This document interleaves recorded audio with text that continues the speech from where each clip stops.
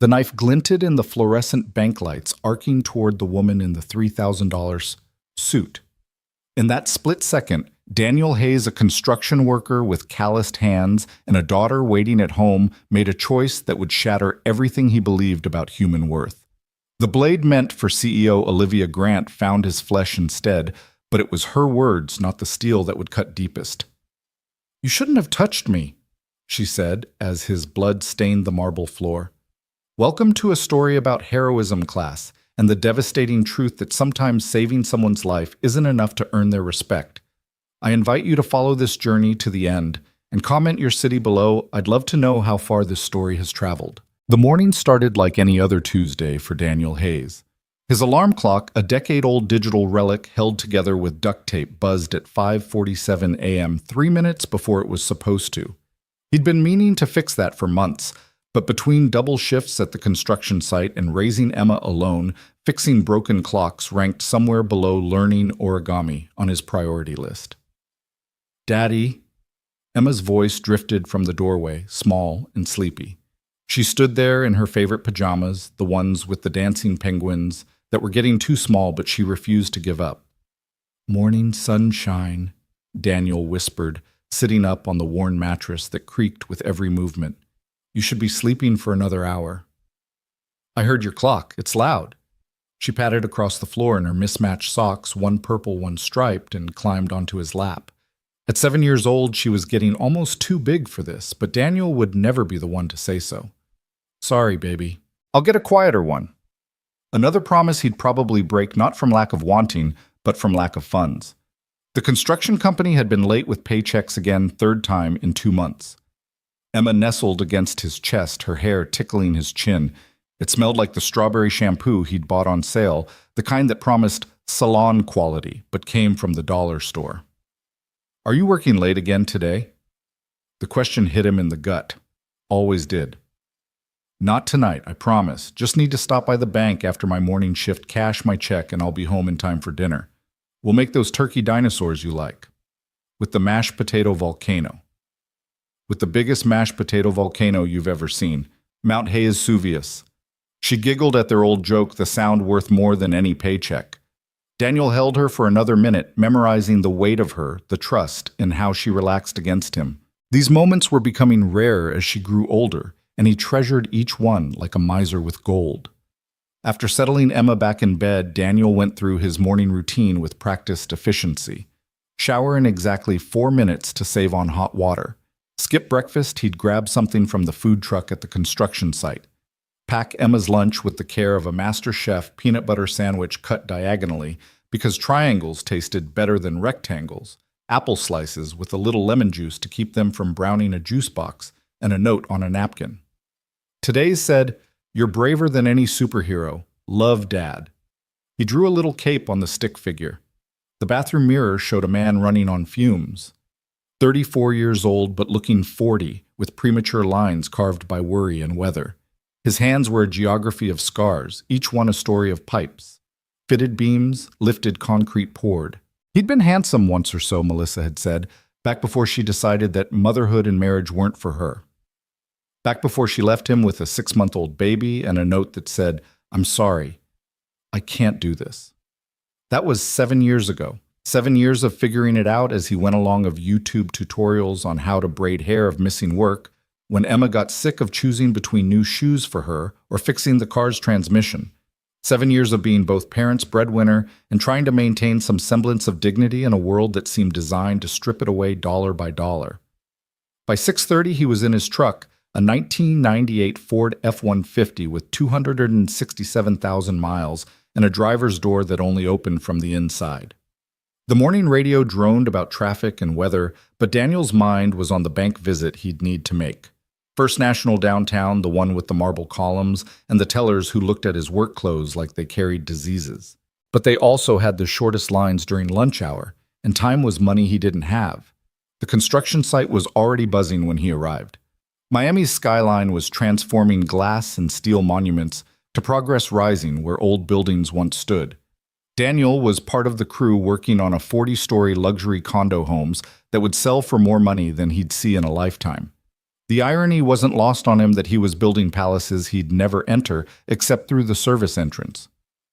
"Hayes, you're on beam work today," shouted Tony, the foreman, a good man who understood when Daniel needed to leave early for Emma's school events, but business was business. Martinez called in sick. Beam work meant heights. 30 floors up, walking on steel barely wider than his boot wine, trying to make you a statistic. It paid an extra $4 an hour hazard pay that wasn't nearly hazardous enough, but Daniel never turned it down. $4 an hour was the difference between generic and name-brand cereal, between Emma feeling different from her classmates or fitting in. The morning passed in a blur of acetylene torches and rivets. Daniel's crew was good men and women who worked with their hands and backs, who understood that lunch was 30 minutes, not an hour, and that overtime wasn't a blessing but a necessity. They didn't talk much while working, but during break stories emerged. Luis's son had gotten into college first in the family. Maria's mother needed surgery. Everyone had someone depending on them. "You hear about that CEO woman?" asked Marcus, unwrapping a sandwich that looked as tired as he did. "Olivia Grant or something says she's going to revolutionize banking, make it accessible to everyone." "Rich people's version of accessible," Tony grunted. "Probably means you only need $100,000 minimum deposit instead of 200. The crew laughed, but it was bitter. They all knew the score. Banks were for storing other people's money, not theirs. Theirs went in if it went anywhere at all, and came right back out for rent, food, medicine, life. Daniel checked his phone, 11:43. If he left now, he could make it to the bank, cash his check, grab the groceries for dinner, and still pick Emma up from after-school care on time.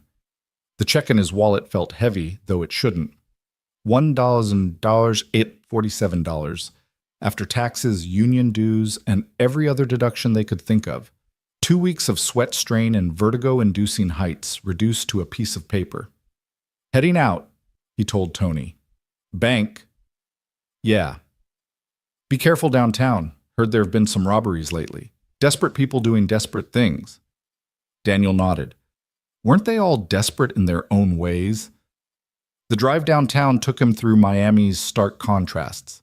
From the construction zone, through neighborhoods where bars covered windows and hope seemed like a luxury item, past the invisible line, where suddenly cars got newer, stores got cleaner, and people walked differently, like they owned the air they breathed. First National stood at the heart of the financial district, all glass and importance, reflecting the Florida sun like a beacon of prosperity. Daniel parked 3 blocks away. Street parking was free if you knew where to look and didn't mind walking.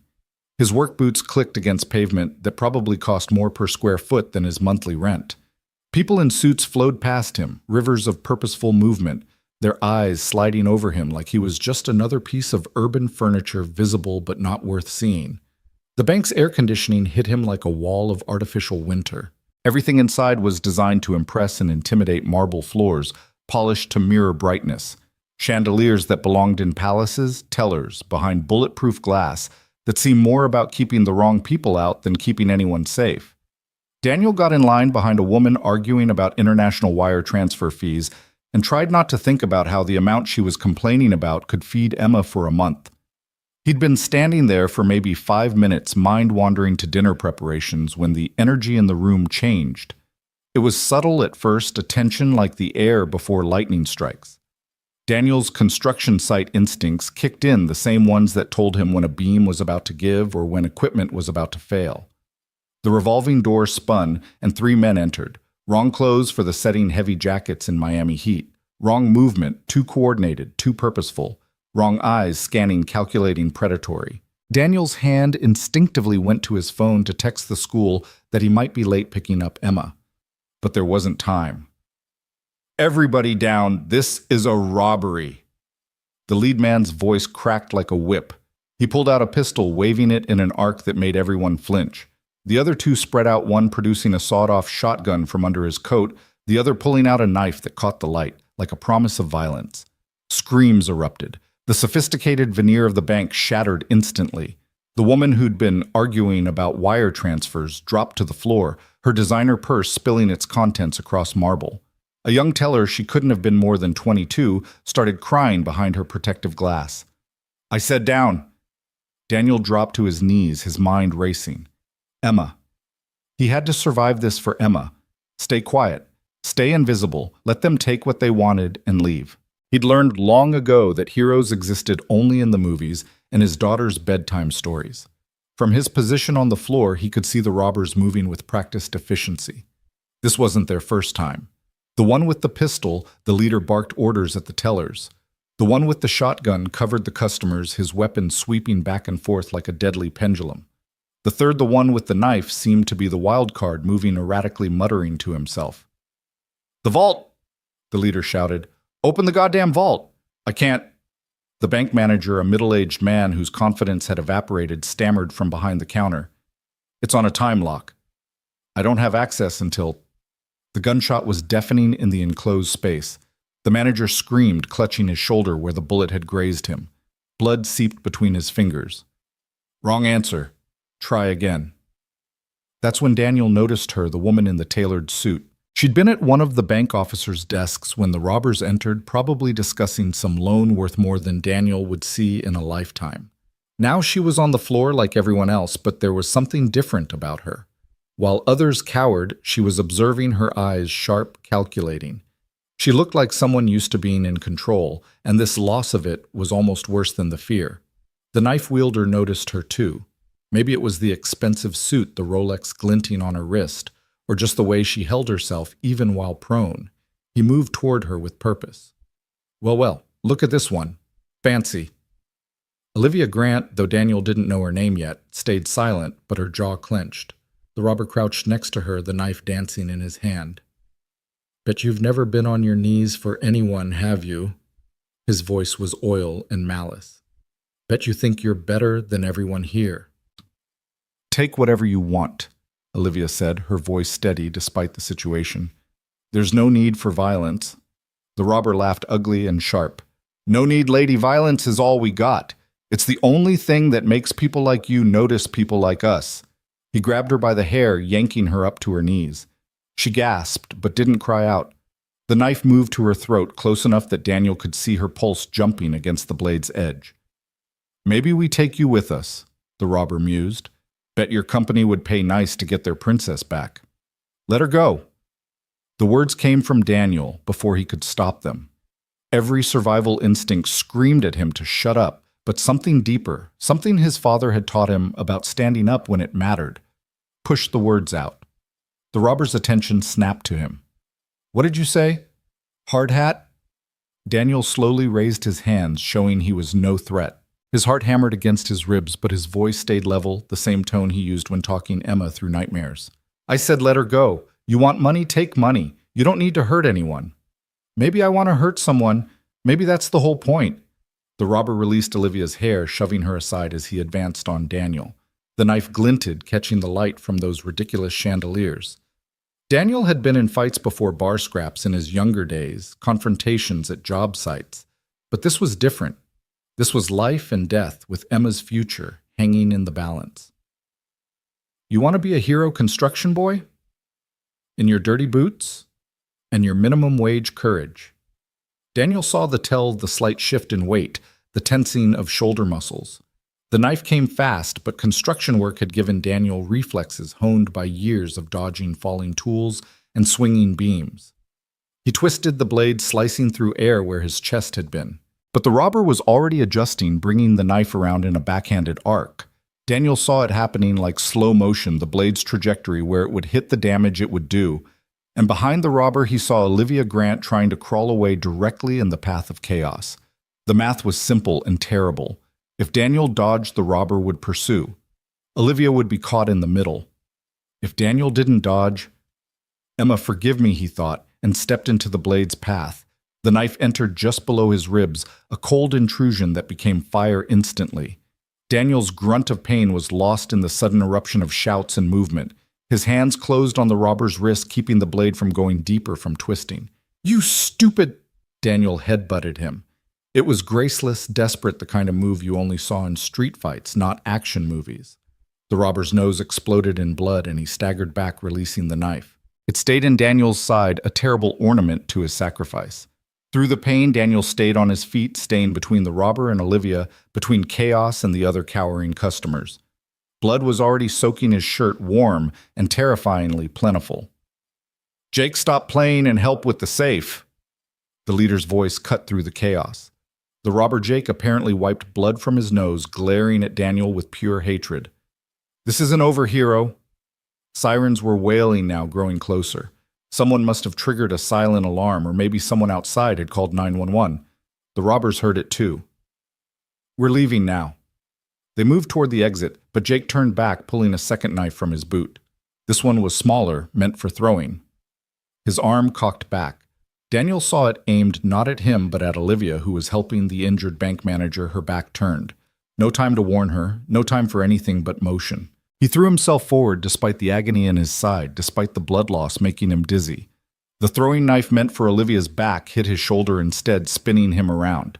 He crashed to the marble floor, his blood painting abstract art on the pristine surface. The robbers fled the revolving door, spinning in their wake like a mockery of normalcy. For a moment the bank was silent, except for the sirens growing louder and Daniel's labored breathing. Then movement. Olivia Grant stood over him. Her expensive suit wrinkled a small cut on her cheek from where she'd hit the floor. Daniel looked up at her through vision already going gray at the edges, expecting. What? Gratitude, concern. Human connection born from shared trauma. Her eyes were cold as the bank's air conditioning. She looked at him, really looked at him, taking in his work clothes, his calloused hands now pressed against his wounds, the blood that was definitely going to stain the marble. "You shouldn't have touched me," she said, each word precise cutting. "I didn't ask for your help." The words hit harder than any knife. Daniel blinked, sure he'd misheard, sure the blood loss was affecting his comprehension. But no, her expression confirmed it. Disdain. Disgust, even as if his sacrifice had somehow sullied her, as if his blue-collar blood wasn't good enough to spill on her behalf. I saved... Daniel couldn't finish. The pain, both physical and something deeper, stole his words. Olivia stepped back as EMTs burst through the doors as if proximity to him might contaminate her further. "I had the situation under control." Someone else might have laughed at the absurdity, but Daniel was too busy trying to stay conscious, trying to process how saving someone's life could be the wrong thing. The EMTs swarmed around him, their voices urgent but professional. "2 wounds, significant blood loss. We need to move now." As they lifted him onto a gurney, Daniel heard other voices, saw phones raised filming. The modern world's reflex document. Everything, experience, nothing. He wondered what story those videos would tell. Would they see a hero or just another fool who didn't know his place? "Sir, stay with us. What's your name?" "Daniel. Hayes." Every word was effort now. "Okay, Daniel. You're going to be okay. Is there someone we should call?" "Emma." God, Emma. Who would pick her up from school? Who would make her dinner, help with homework, check for monsters under the bed? "My daughter... Emma, she's at..." The words dissolved into coughing blood, speckling his lips. The EMT squeezed his hand. "We'll take care of it. Just stay with us." As they wheeled him out, Daniel caught one last glimpse of Olivia Grant. She was already on her phone, probably calling lawyers or PR people or whatever rich people called when their lives were inconvenienced. She didn't look at him. It was like he'd already ceased to exist, just another piece of collateral damage in her important life. The ambulance doors closed and the siren wailed and Daniel Hayes bled, wondering how he'd explain to Emma why doing the right thing could feel so wrong. The Miami sun beat down on the ambulance as it raced through streets that didn't care about heroes or villains, just the endless push and pull of survival. In the back, a construction worker who'd built homes he'd never live in fought to stay conscious, to stay alive for a 7-year-old girl who still believed her father could save the world.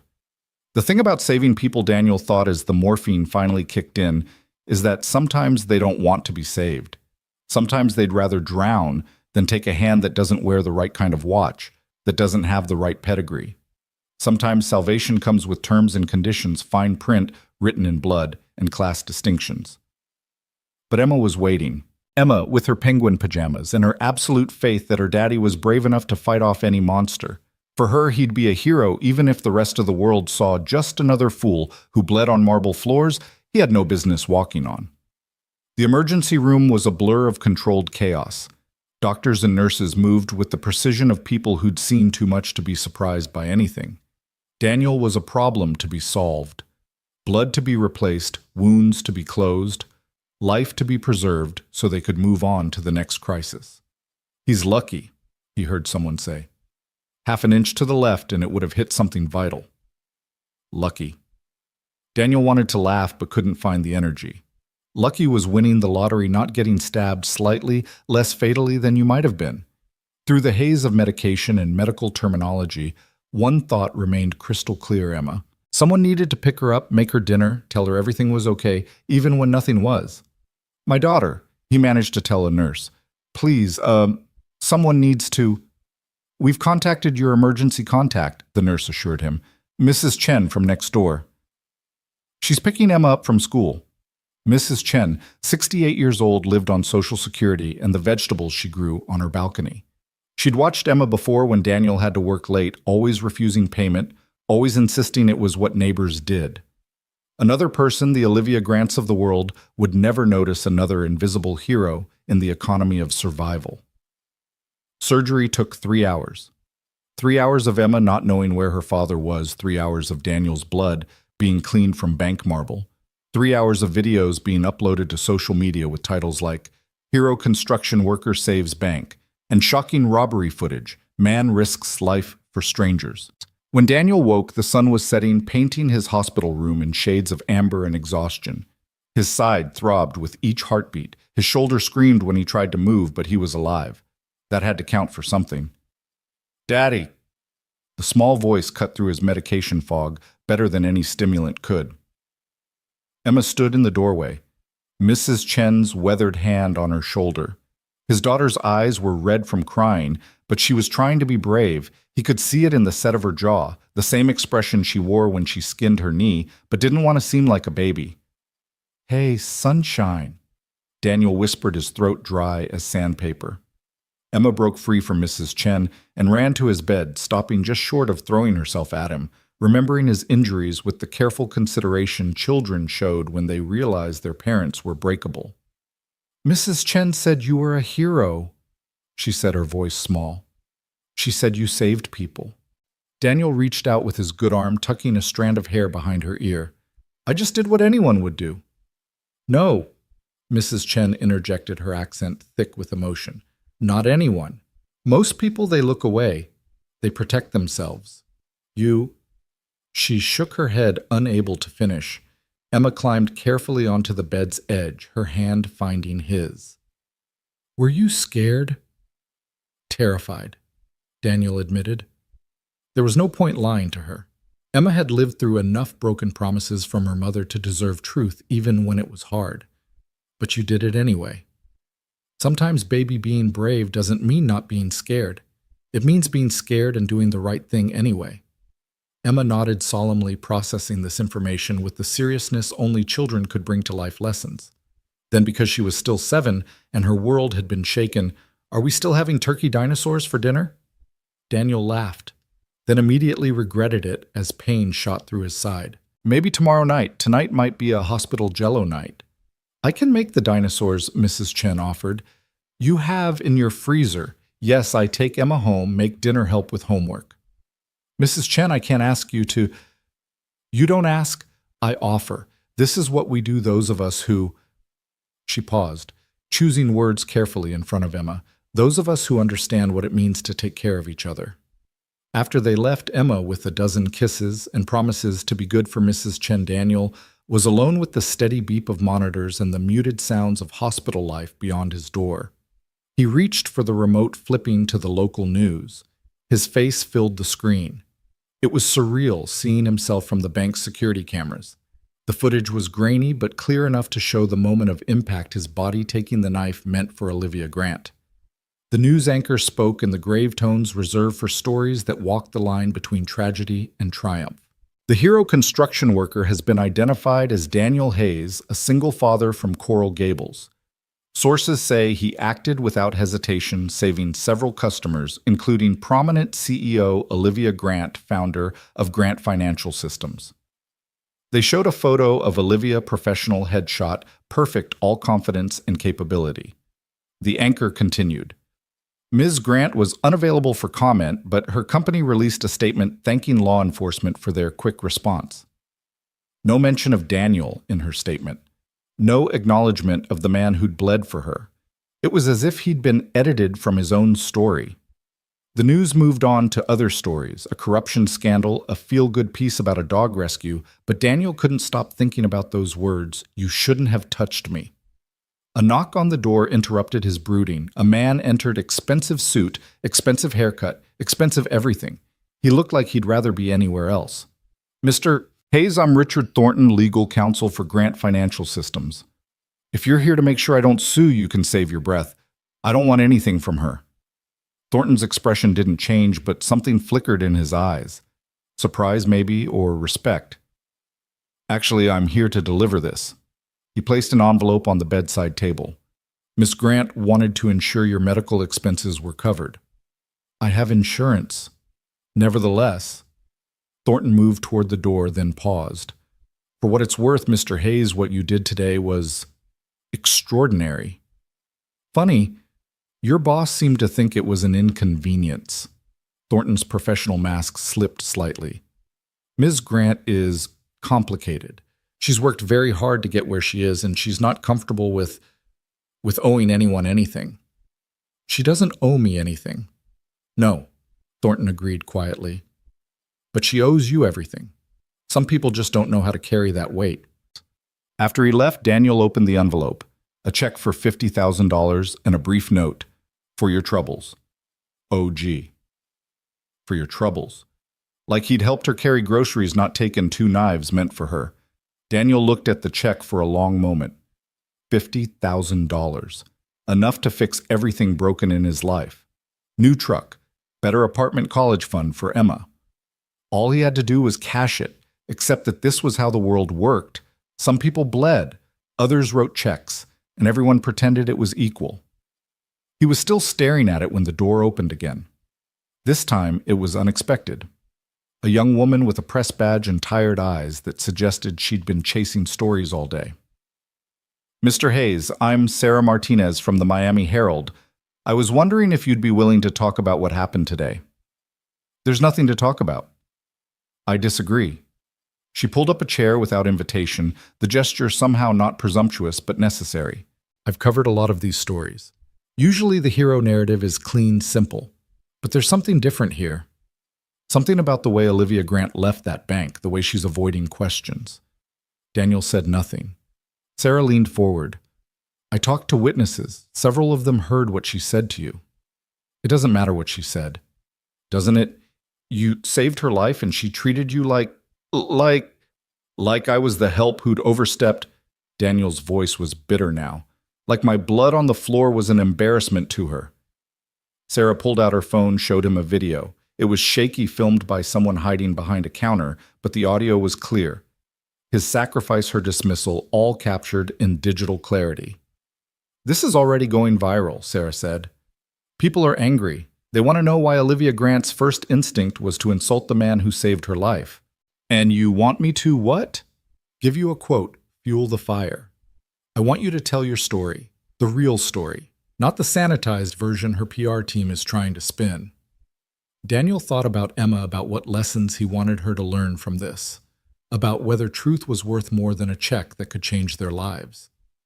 "You know what the real story is," he finally said. "The real story is that tomorrow I'll leave this hospital and go back to work if they'll let me, because I can't afford not to. The real story is my daughter will grow up knowing her dad did the right thing, even when the world told him he was wrong for it. The real story is that there are thousands of people like me in this city, invisible, until we're useful, disposable once the danger passes." Sarah was typing rapidly on her phone, recording his words. "But here's what I want you to print," Daniel continued. "Olivia Grant doesn't owe me anything. Not thanks, not money, not recognition. You don't save someone because you want rewards. You do it because it's right. Because in that moment, you have the power to make a difference, and choosing not to is a kind of death itself. That's beautiful, Mr. Hayes, but don't you think she should at least acknowledge? What I think, Daniel interrupted, is that Olivia Grant has to live with being the kind of person who looks at sacrifice and sees inconvenience. I have to live with 2 knife wounds. Everyone makes their own choice about which is worse. Sarah studied him for a long moment. You're not what I expected. What did you expect? Someone angrier, someone looking for their 15 minutes of fame or a payday. Daniel held up the check. I've got both right here if I want them. Will you cash it? He thought about Emma, about turkey dinosaurs and school supplies and all the things the money could buy. Then he thought about what it would cost, not in dollars, but in dignity, and the lesson it would teach his daughter about the price of integrity. The news cycle will move on in a day or two, he said, not answering directly. Some other story will take over, but I'll still be Emma Hayes' father. That's the only identity that matters. Sarah stood to leave, then turned back. For what it's worth, Mr. Hayes, I think your daughter is very lucky. No, Daniel corrected, looking at the ceiling tiles that probably cost more than his monthly salary. I'm the lucky one. I get to go home to someone who sees me as a hero, not because of what the news says, but because I make her turkey dinosaurs and check for monsters under the bed. Everything else, the banks, the CEOs, the checks, it's all just noise. Later that night, as the hospital settled into its quiet rhythm, Daniel made a decision. He folded the check carefully and placed it back in the envelope. Tomorrow he'd have someone return it to Olivia Grant's office. Not out of pride, he had too many bills for that luxury, but because some things shouldn't be bought or sold. The duty nurse came in for evening rounds, checking his bandages with practiced efficiency. You're that guy from the news, she said, trying to sound casual. The one who saved all those people. I'm just a guy who was at the bank. She adjusted his IV, her movements gentle. My husband works construction, pipeline installation. I know what it's like, the sacrifices you all make that nobody sees. Today, everybody saw. And tomorrow they'll forget. Maybe, but your little girl won't. My kids, they still talk about the time their dad helped pull a family from a car wreck 10 years ago. Heroes might fade from headlines, Mr. Hayes, but they live forever in the hearts of the people who love them. As she left, Daniel thought about that, about the different kinds of immortality people sought. Olivia Grant would build her financial empire, her name on buildings and business magazines, but Emma would remember her father's courage, would carry it forward into her own life, her own choices. His phone buzzed. Mrs. Chen had sent a photo. Emma at the kitchen table, face serious with concentration, as she did homework, a plate of turkey dinosaurs beside her. The message read, She says to tell you she's being brave like you. Daniel smiled through the pain. Let Olivia Grant have her cold marble palace. He had everything that mattered in a 7-year-old's determination to make him proud. The night deepened outside his window, Miami's lights creating false stars in the darkness. Somewhere out there, 3 robbers were running or hiding or planning their next crime. Somewhere, Olivia Grant was probably in her penthouse trying to control the narrative of a day that had spiraled beyond her manipulation. And somewhere, a little girl was falling asleep knowing her father was a hero, not because anyone else said so, but because he'd proven that courage wasn't about net worth or social standing. It was about standing up when it mattered, even if the person you're protecting doesn't think you're worthy of touching them. Daniel closed his eyes, letting the medication pull him toward sleep. Tomorrow would bring its own challenges, medical bills, despite Olivia's check-missed work, the long recovery ahead. But tonight he'd stood between chaos and order, between violence and victims, and he'd chosen to be the shield rather than just another bystander. You shouldn't have touched me, Olivia had said. Maybe not, Daniel thought. But given the chance, he'd do it again. Not for her, but for Emma, for Mrs. Chen, for all the invisible people who deserved to know that someone would stand up for them, that their lives had value beyond their bank accounts or social status. The monitor beeped steadily, a mechanical heartbeat in the darkness. Daniel Hayes, construction worker, single father, and reluctant hero, drifted off to sleep knowing that tomorrow's headlines would forget him. But the only headline that mattered, the one in his daughter's heart, would remember forever. The morning arrived with a dull ache that seemed to radiate from every nerve ending in Daniel's body. The hospital room was already bright with Florida sunshine when Dr. Patel arrived for morning rounds, her expression professionally neutral as she examined his charts. "The good news is that you're healing well," she said, checking the dressing on his side. "The bad news is you're going to need at least 2 weeks before you can even think about returning to physical labor." 2 weeks. Daniel did the math automatically. 2 weeks without pay meant the rent would be late. The electric bill would slide, and Emma's field trip money would have to come from somewhere that didn't exist. "I need to get back sooner," he said, trying to sit up straighter despite the lightning bolt of pain it sent through his torso. "Mr. Hayes, you took 2 significant knife wounds. Your body needs time to heal. Returning to construction work too soon could cause permanent damage." Permanent damage versus immediate poverty. The kind of choice that people like Dr. Patel with her medical degree and steady salary probably never had to make. "When can I leave the hospital?" "Tomorrow, if someone can help you at home. You'll need assistance with basic tasks for at least a few days." After she left, Daniel stared at his phone, scrolling through the contacts list that was embarrassingly short. Most of his old friends had drifted away after Melissa left, uncomfortable with the sudden single fatherhood that had consumed his life. His parents were gone: dad from a heart attack 5 years ago, mom from cancer the year before Emma was born. There was no one except Mrs. Chen, and he'd already asked too much of her. The phone rang, startling him.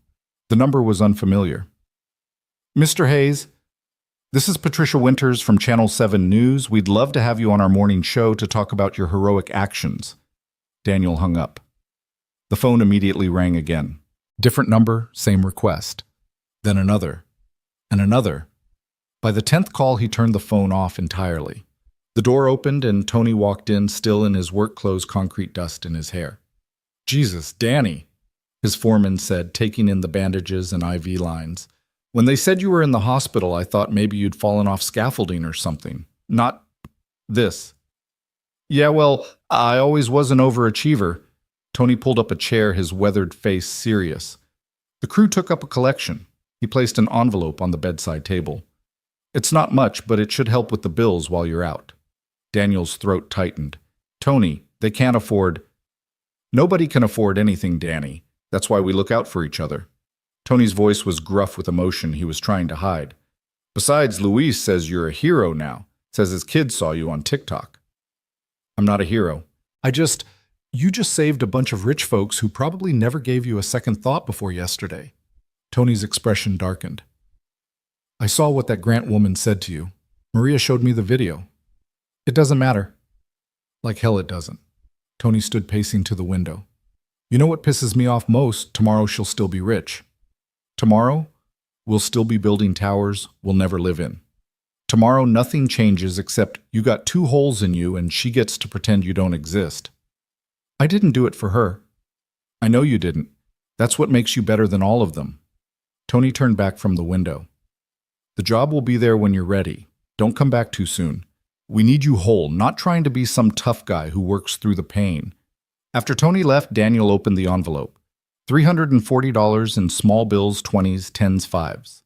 He could picture each crew member digging into their wallets, giving what they could spare, and probably some they couldn't.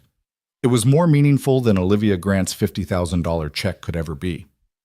The afternoon brought an unexpected visitor, a woman in her 50s, well-dressed, but not ostentatiously so, with kind eyes behind designer glasses. "Mr. Hayes, I'm Helen Morrison. I was at the bank yesterday." Daniel didn't recognize her, but then again, his focus had been somewhat narrow during the robbery. "I was behind the teller counter when it happened." She continued, sitting down without invitation, but somehow making it feel natural rather than presumptuous. "You saved my life. When that man with the knife was coming toward us, you stopped him." "I wasn't trying to save anyone specifically, just trying to stop things from getting worse." "But you did save us. Me, the tellers, even Ms. Grant, though she seems determined to pretend otherwise." Helen's expression hardened slightly. "I've worked in banking for 30 years, Mr. Hayes. I've seen all types. But what she said to you, that was something else. People react differently to trauma." Helen laughed, but it was bitter. "That wasn't trauma talking. That was privilege so deep she can't even see it anymore. Do you know who Olivia Grant really is?" Daniel shook his head. "Old money. Her grandfather built half the hotels on South Beach. Her father turned that into a financial empire. She likes to play the self-made CEO, but she started on third base and acts like she hit a triple. It doesn't matter who she is, doesn't it? You took a knife for someone who sees you as beneath her notice. That matters. Helen reached into her purse, pulling out a business card. I run a small credit union in Coral Gables. We're always looking for security consultants, people who understand real-world threats, not just theory. The pay isn't amazing, but it's steady, and you wouldn't be destroying your body on construction sites. I don't know anything about bank security. You knew enough to spot those robbers before they announced themselves. Tony told me, yes, I know, Tony. His wife banks with us. He said you have instincts that you can read a situation better than anyone he knows. Daniel looked at the card. It was a lifeline he hadn't expected from a source he hadn't imagined. Think about it, Helen said, standing to leave. And Mr. Hayes, some of us at that bank yesterday, we see you. We know what you sacrificed. Don't let one woman's coldness diminish what you did. The rest of the afternoon passed in a blur of medical checks and phone calls Daniel didn't answer. As evening approached, he heard familiar voices in the hallway, Emma's high, excited tones mixed with Mrs. Chen's softer cadence. Emma burst through the door carrying a poster board that she'd clearly spent hours on. In uneven but determined letters, it read, "My dad is a hero," with drawings of stick figures' hearts, and what appeared to be a dinosaur wearing a cape. "I made it for your room," she announced proudly. "So when you wake up, you remember." It's perfect sunshine. Mrs. Chen set down a container that smelled like heaven, her homemade soup that could cure anything short of bullet wounds. "The reporters, they came to the building," Mrs. Chen said quietly, while Emma was distracted arranging get-well cards from her classmates on the windowsill, like vultures asking questions, wanting to know about you. "I'm sorry. I didn't mean for any of this." No sorry. I told them nothing. Your business is your business." She ladled soup into a bowl, the steam carrying scents of ginger and comfort. "But Daniel, the people want to know you. Not the story, but you. They want a narrative. Hero saves ungrateful rich woman. Class warfare with a happy ending or a tragic one, depending on their politics." Mrs. Chen studied him with eyes that had seen revolution, immigration, and more hardship than most people could imagine. "You think too much about what they want. What do you want?" "I want to go back to before yesterday, when I was just a guy trying to raise his daughter and make ends meet. That man still exists. He just has new scars now." Emma climbed onto the bed, carefully curling against his good side. "Daddy, are you scared?" "Of what baby?" "The bad men. What if they come back?" Daniel pulled her closer, ignoring the protest from his wounds. "They won't come back, and even if they did, there are good people everywhere who would stop them. Like you stopped them. Like lots of people would." Emma was quiet for a moment. "Jessica's mom said you were stupid to save someone who didn't appreciate it." Mrs. Chen made a disapproving noise. "Jessica's mother should mind her own business." "What do you think?" Daniel asked Emma. His daughter's face scrunched in concentration. I think doing the right thing isn't about whether someone says thank you. It's about being able to look in the mirror. 7 years old and already wiser than most adults. Daniel kissed the top of her head, breathing in her strawberry shampoo smell. "That's exactly right." Later, after Emma and Mrs. Chen had left with promises to return in the morning, Daniel found himself unable to sleep. The hospital at night had its own rhythm, distant footsteps, muffled conversations, the occasional cry of pain or call for help. It was almost peaceful in its consistency. His phone turned back on against his better judgment showed 57 missed calls and twice as many text messages. One stood out not from a reporter or a producer, but from a number with no name attached. "This is Olivia. We need to talk." No apology, no context, just a demand disguised as a statement. Daniel deleted it without responding. The news was playing on the TV at low volume. He saw his face again, the bank footage on endless loop. But now there were talking heads, analyzing, pontificating, turning his split-second decision into a commentary on everything from income inequality to toxic masculinity to the death of civility. "What we're seeing here," one particularly pompous commentator intoned, "is the collision of two Americas, The working class hero and the ivory tower elite. Daniel changed the channel. On the next station, a different angle, sources close to Olivia Grant say she was in shock that her words were taken out of context. Another channel. The question we should be asking is why Daniel Hayes felt the need to insert himself into a situation that trained professionals should have handled. He turned the TV off. Everyone had an opinion about a moment they hadn't lived, a choice they hadn't had to make. Tomorrow there would be think pieces and hot takes turning his blood into content, his sacrifice into clickbait. A knock at the door interrupted his brooding. He expected another reporter who'd somehow gotten past security, but instead a young man in a security guard uniform entered. "Mr. Hayes, I'm James. I was working security at the bank yesterday." The shame in his voice was palpable. "I hid," James continued, the words tumbling out like a confession. "When they came in, I hid behind a desk. I had all this training, this responsibility, and I hid while a customer did what I should have done." "You did the smart thing." "No, I did the coward's thing." James was crying now, silent tears rolling down his face. "I keep seeing it over and over, you stepping in front of that knife while I cowered like a child." "How old are you, James?" 22. Younger than Daniel had thought. Probably his first real job, definitely his first real crisis. "You want to know what I thought when I saw that knife coming?" Daniel asked. "What? I thought, this is stupid. I'm going to die for nothing, leave my daughter an orphan, and for what? But my body moved before my brain could stop it. That's not heroism, James. That's instinct, maybe stupidity. But you still did it. And if I had to do it again, knowing what I know now, knowing how she'd react, I don't know. That's the truth. Nobody wants to hear. Heroes in movies don't hesitate. Real people do. You hesitated and chose to live. I hesitated and chose something else. Neither of us is wrong." James wiped his eyes. "They fired me. The bank. Said I failed in my duties. Of course they did. Someone had to be the scapegoat, and it couldn't be the system that put one young guard in charge of a bank's worth of money and lives." "You know what you should do," Daniel said. "You should talk to Helen Morrison. She runs a credit union in Coral Gables. Tell her I sent you. Maybe she needs someone who's learned that real courage isn't about having a gun or a badge." "Why would you help me? I failed you." "You didn't fail me. You survived. Sometimes that's its own kind of courage." After James left, Daniel finally dozed off, but his dreams were full of knives and marble floors and cold eyes that looked through him like he was made of glass. He woke to commotion in the hallway, raised voices, sounds of a scuffle. The door burst open and a man stumbled in, disheveled drunk, or high definitely unstable.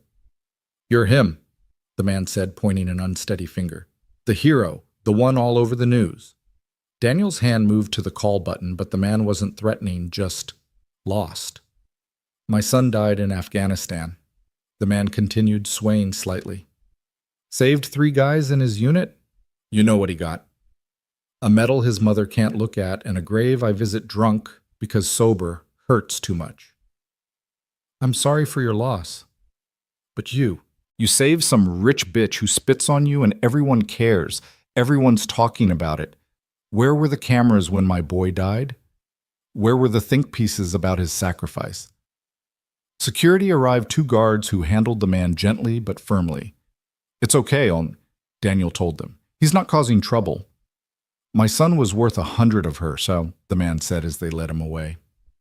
"But he's dead and she's alive and you're a hero and none of it makes any goddamn sense." The room felt heavier after he left. Daniel understood the man's rage, the unfairness of who gets mourned and who gets forgotten, who gets called a hero and who dies anonymously in a desert half a world away. His phone rang. Tony again. "You see the news this morning?" "No." "Olivia Grant's company stock is tanking. Apparently being an ungrateful ice queen is bad for business.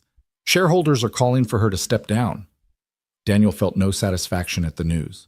Her fall wouldn't heal his wounds or pay his bills. It was just another circus act in a show he never auditioned for. "There's something else," Tony continued. "Some group online, they started a GoFundMe for you. It's already at 30,000. "What?" "People are pissed, Danny. They see themselves in you and her and every boss who ever looked through them. They're donating $5, $10 at a time, saying it's about showing that regular people support each other. $30,000 from strangers who saw him as a symbol of their own struggles. It felt different from Olivia's check earned rather than given solidarity, rather than charity. I don't know if I can accept it. Why not? You think those people don't want to help.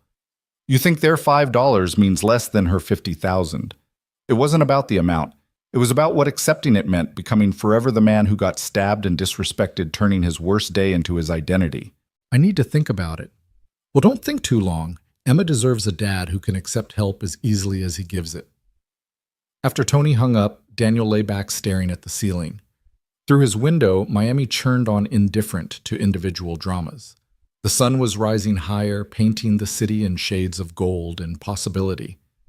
Somewhere out there, Olivia Grant was dealing with the consequences of her words. Somewhere 3 robbers were hiding or running or planning their next crime.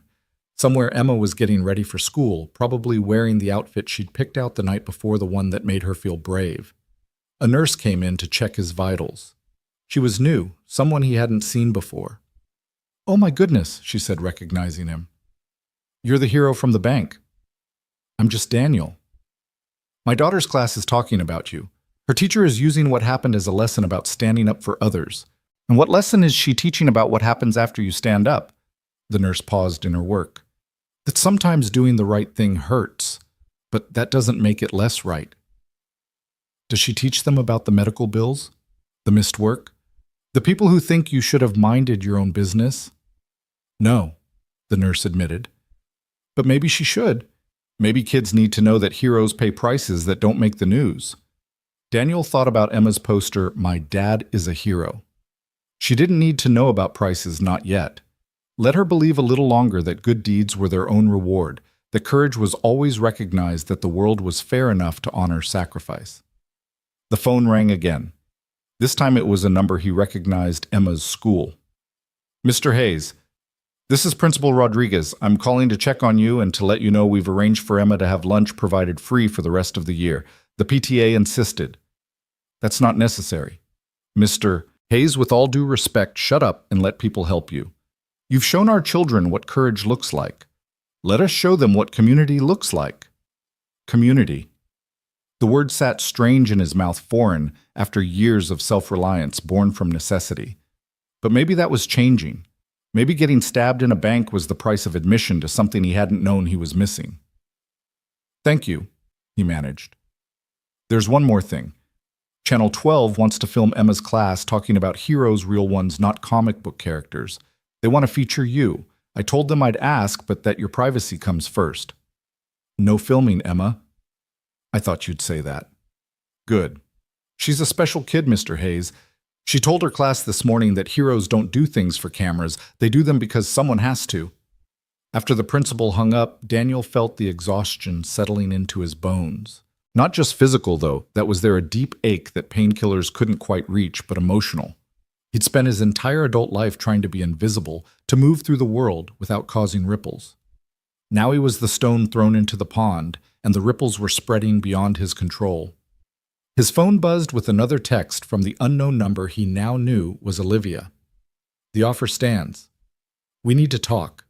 There are things you don't understand." He almost deleted it again, but something made him respond. "I understand enough. You showed me who you are. Believe you." The response came immediately. "You showed me who I am too. I didn't like what I saw." Daniel stared at the message. It wasn't an apology, not quite, but it was something. A crack in the armor, maybe. Or maybe just another manipulation from someone used to getting what she wanted. He didn't respond. Some conversations were better left unfinished, some bridges better left burned. Tomorrow, he would leave this hospital and try to rebuild a life that had been ordinary in all the best ways. Tomorrow, Emma would need lunch made and homework help and bedtime stories. Tomorrow, the world would move on to other heroes and villains, other sacrifices and betrayals. But tonight, in a hospital bed paid for by the blood he'd shed for strangers, Daniel Hayes was exactly what his daughter's poster said, a hero. Not because the news said so, not because strangers donated money, not because he'd saved lives. He was a hero because tomorrow he would wake up despite the pain, despite the unfairness, despite the cold words of a woman he'd bled for, and he would make Emma breakfast. He would check her homework. He would be her father. That was the heroism nobody filmed, the daily decision to keep going, to keep caring, to keep believing that standing up mattered even when the world knocked you down for it. The sun set over Miami, painting the hospital room in shades of ending. But endings Daniel had learned were just beginnings waiting for their turn. Tomorrow would begin again, and he would meet it standing, even if he had to lean on others to do it. The door opened one more time. Dr. Patel entered with discharge papers. "We're releasing you tomorrow morning. You'll need to follow up with your primary care physician. Keep the wounds clean, no lifting anything heavier than 10 pounds. I understand. Because men like you and I've treated plenty, you think you're invincible. You think pain is just weakness, leaving the body, or some other nonsense. But these wounds, Mr. Hayes, they're serious. Push too hard, too fast, and you could end up back here. Or worse. I have a daughter to take care of. And she needs you alive and healing, not dead from stubbornness." After she left, Daniel let himself feel the full weight of it all. The fear he'd pushed down when the knife entered his body. The rage at Olivia's dismissal. The worry about money, about Emma, about a future that seemed suddenly less certain than his already uncertain life had been. But also surprisingly gratitude for Mrs. Chen and her soup, for Tony and the crew's envelope of small bills, for Helen Morrison and her job offer, for the strangers who saw something in his story worth supporting, for Emma, always for Emma, who made every sacrifice worth it simply by existing. The night nurse came in for final rounds, adjusting his IV, checking his vitals with practiced efficiency. "Try to get some sleep, Mr. Hayes. Tomorrow's going to be a big day." Tomorrow. The first day of whatever came after being a reluctant hero. The first day of explaining to Emma why he couldn't pick her up or play their usual games. The first day of navigating a world that had seen him bleed and had opinions about what that blood meant. But also the first day of something else, something harder to name. A connection to others he hadn't felt before. A visibility that was uncomfortable but maybe necessary. A story that wasn't his alone anymore, but belonged to everyone who'd ever been overlooked, undervalued, dismissed. Daniel closed his eyes, not to sleep, but to remember. Not the violence or the fear, but the moment of choice. The split second when he could have stayed down, stayed safe, stayed invisible. The moment when something deeper than thought had lifted him up, pushed him forward, made him matter in a way that paychecks and social status never could. Tomorrow he would go home. Tomorrow the story would continue, complicated and messy and human. But tonight, in the space between who he'd been and who he was becoming, Daniel Hayes rested in the simple truth that he'd stood up when it mattered, even if the person he'd stood up for wished he hadn't, even if the world couldn't agree on what it meant, even if the only person who really needed to understand was a 7-year-old girl who still believed in heroes. The monitor beeped steadily in the darkness, counting out the rhythm of a life that had been ordinary until it wasn't, that had been invisible until everyone was watching, that had been about survival, until it became about something more. Something worth bleeding for even if the blood wasn't appreciated. Something worth sacrificing for even if the sacrifice was dismissed. Something worth being even if being it hurt more than any knife ever could. The discharge papers felt heavier than they should have in Daniel's hands as he signed them. The next morning, each signature, a commitment to return to a world that had shifted beneath his feet. The hospital lobby was mercifully empty at 7 a.m., just a few bleary-eyed visitors clutching coffee and the overnight staff changing shifts. Mrs. Chen waited by the entrance with Emma, who bounced on her toes despite the early hour. "Daddy!" Emma ran to him but stopped short, remembering his injuries. Her restraint broke Daniel's heart a little. 7-year-olds shouldn't have to be careful around their fathers. "It's okay, sunshine. Gentle hug." She wrapped her arms around his waist with the delicacy of handling spun glass. He could feel her trembling slightly, the brave face she'd been wearing for 2 days finally cracking. "I was scared," she whispered into his shirt. "Me too, baby. Me too." Mrs. Chen had brought her ancient Honda Civic, the one that rattled when it hit 40 miles per hour, but somehow kept running year after year, much like Mrs. Chen herself. The ride home was quiet except for Emma's occasional observations about things that had happened while he was gone. A new kid in class, a bird that had built a nest outside their window, how Mrs. Chen had taught her to make spring rolls. Their apartment building looked smaller somehow, shabbier in the morning light.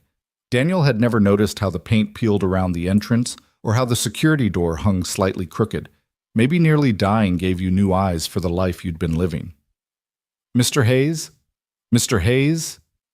Before he could react, reporters materialized from behind parked cars from the coffee shop across the street, like predators who'd been waiting for prey. Cameras flashed microphones thrust forward, voices overlapping in a cacophony of questions. How does it feel to be home? Have you heard from Olivia Grant? Will you be pursuing legal action? What do you say to people calling you a symbol of working-class heroism? Daniel pulled Emma closer, feeling her shrink against him. Mrs. Chen stepped forward, all 5 feet of her radiating a fury that made seasoned reporters step back. You vultures get away. This is private property. There is child here. Ma'am, the public has a right to. The public has right to nothing. This man just out of hospital. You have no shame. Daniel used the distraction to guide Emma through the gauntlet, his body screaming with each step, but his face showing nothing.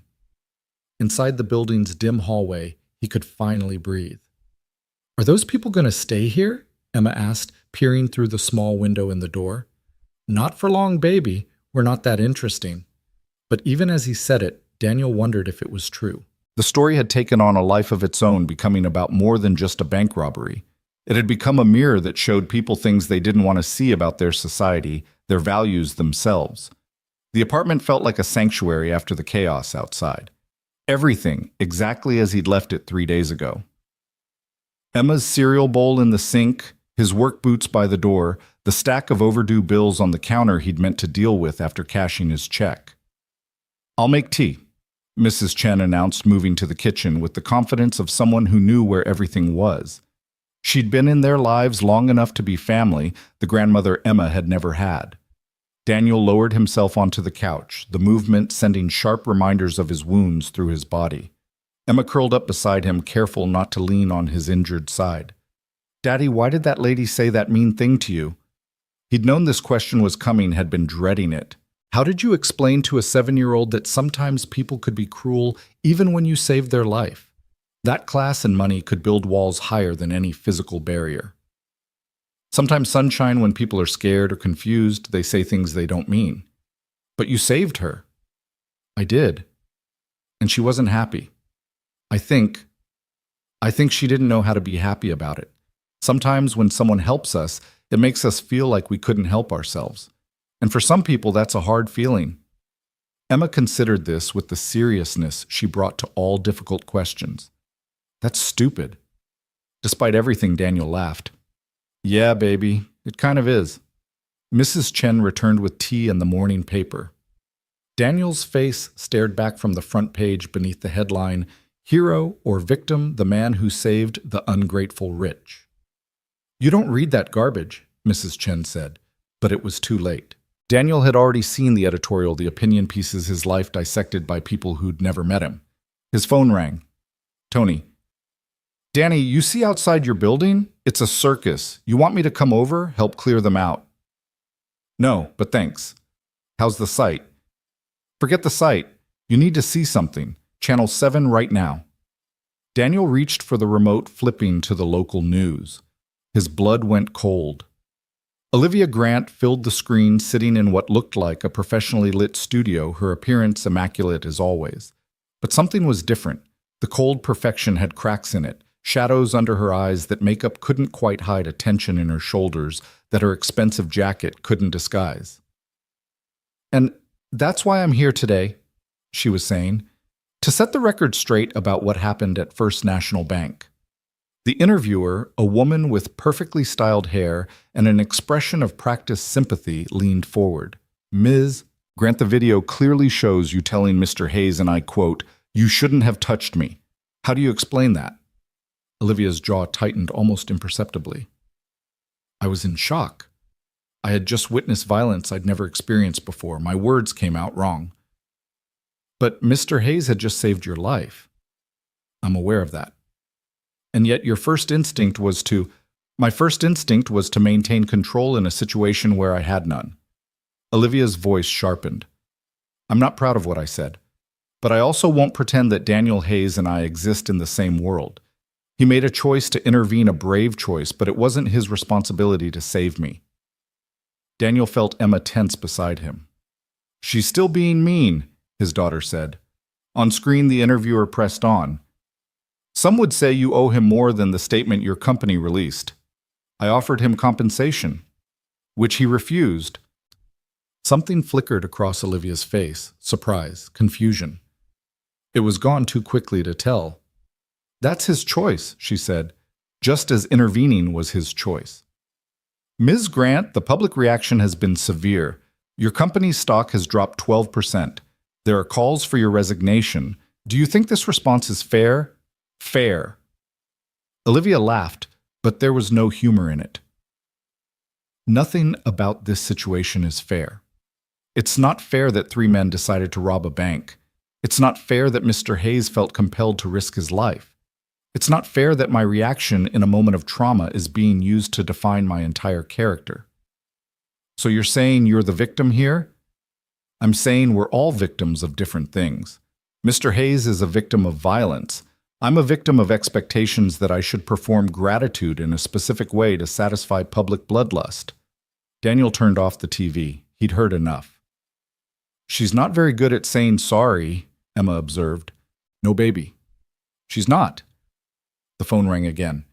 This time it was a number he didn't recognize, but the voice was familiar when he answered. Mr. Hayes, this is Richard Thornton, Ms. Grant's attorney. If she wants to talk to me, she can call herself. She has. You haven't answered. Because I have nothing to say to her. There was a pause. Mr. Hayes, I'm calling in a personal capacity, not professional. What you did at that bank was extraordinary. What happened after was unfortunate. That's one word for it. She's not a bad person, Mr. Hayes. She's been taught her whole life that showing weakness, accepting help, owing anyone anything, these are all failures. What you did challenged everything she believes about herself. That's not my problem. No, it's not. But she's trying in her own way to make this right. By going on TV and basically saying I should have minded my own business. By telling the truth as she sees it. I know that's not the apology you deserve, but it might be the only one she's capable of giving. After Thornton hung up, Daniel sat in the quiet of his apartment, feeling the weight of everything settling on him. Outside, he could hear the reporters still lingering, their voices carrying up through the thin walls. Inside, Emma had fallen asleep against his good side, her breathing deep and even. Mrs. Chen was in the kitchen making something that smelled like comfort and care. His phone buzzed with a text from an unknown number. When he opened it, it was a photo him carrying Emma on his shoulders at the beach last summer, both of them laughing. The message beneath read, "This is what a real hero looks like. Thank you for showing us." A grateful stranger. How had they gotten this photo? Daniel realized it must have been pulled from social media, from some distant acquaintance's page where he'd been tagged. His private life excavated and redistributed for public consumption.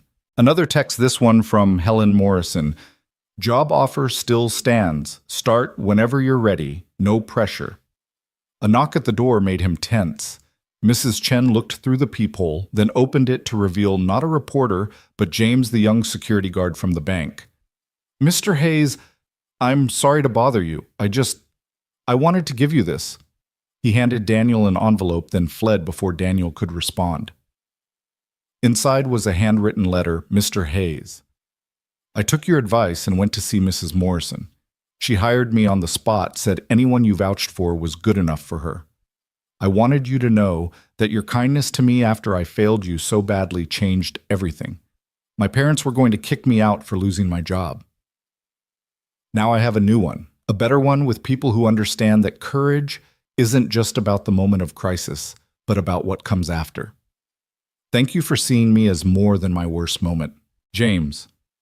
Daniel read the letter twice, feeling something shift in his chest that had nothing to do with his wounds. Who was that? Emma asked, stirring from her nap. Someone who needed help finding their way. Did you help them? I think maybe we helped each other. The afternoon brought more calls, more texts, more evidence that his story had become public property. The GoFundMe Tony had mentioned was now at $50,000, with messages from donors that ranged from supportive to angry to desperate for their own recognition. Hero, you showed those rich bastards what real Americans are made of. Mr. Hayes, your sacrifice reminds me of my father who died protecting others. Thank you for keeping his spirit alive. Why didn't you take the money? Are you stupid? I would have taken it, and more? Each message felt like another weight added to a burden he hadn't asked to carry. He was becoming a symbol, a screen onto which people projected their own struggles, resentments, hopes. But symbols didn't have to pick up their daughters from school or figure out how to pay rent or navigate the complex reality of being human in a world that wanted simple narratives.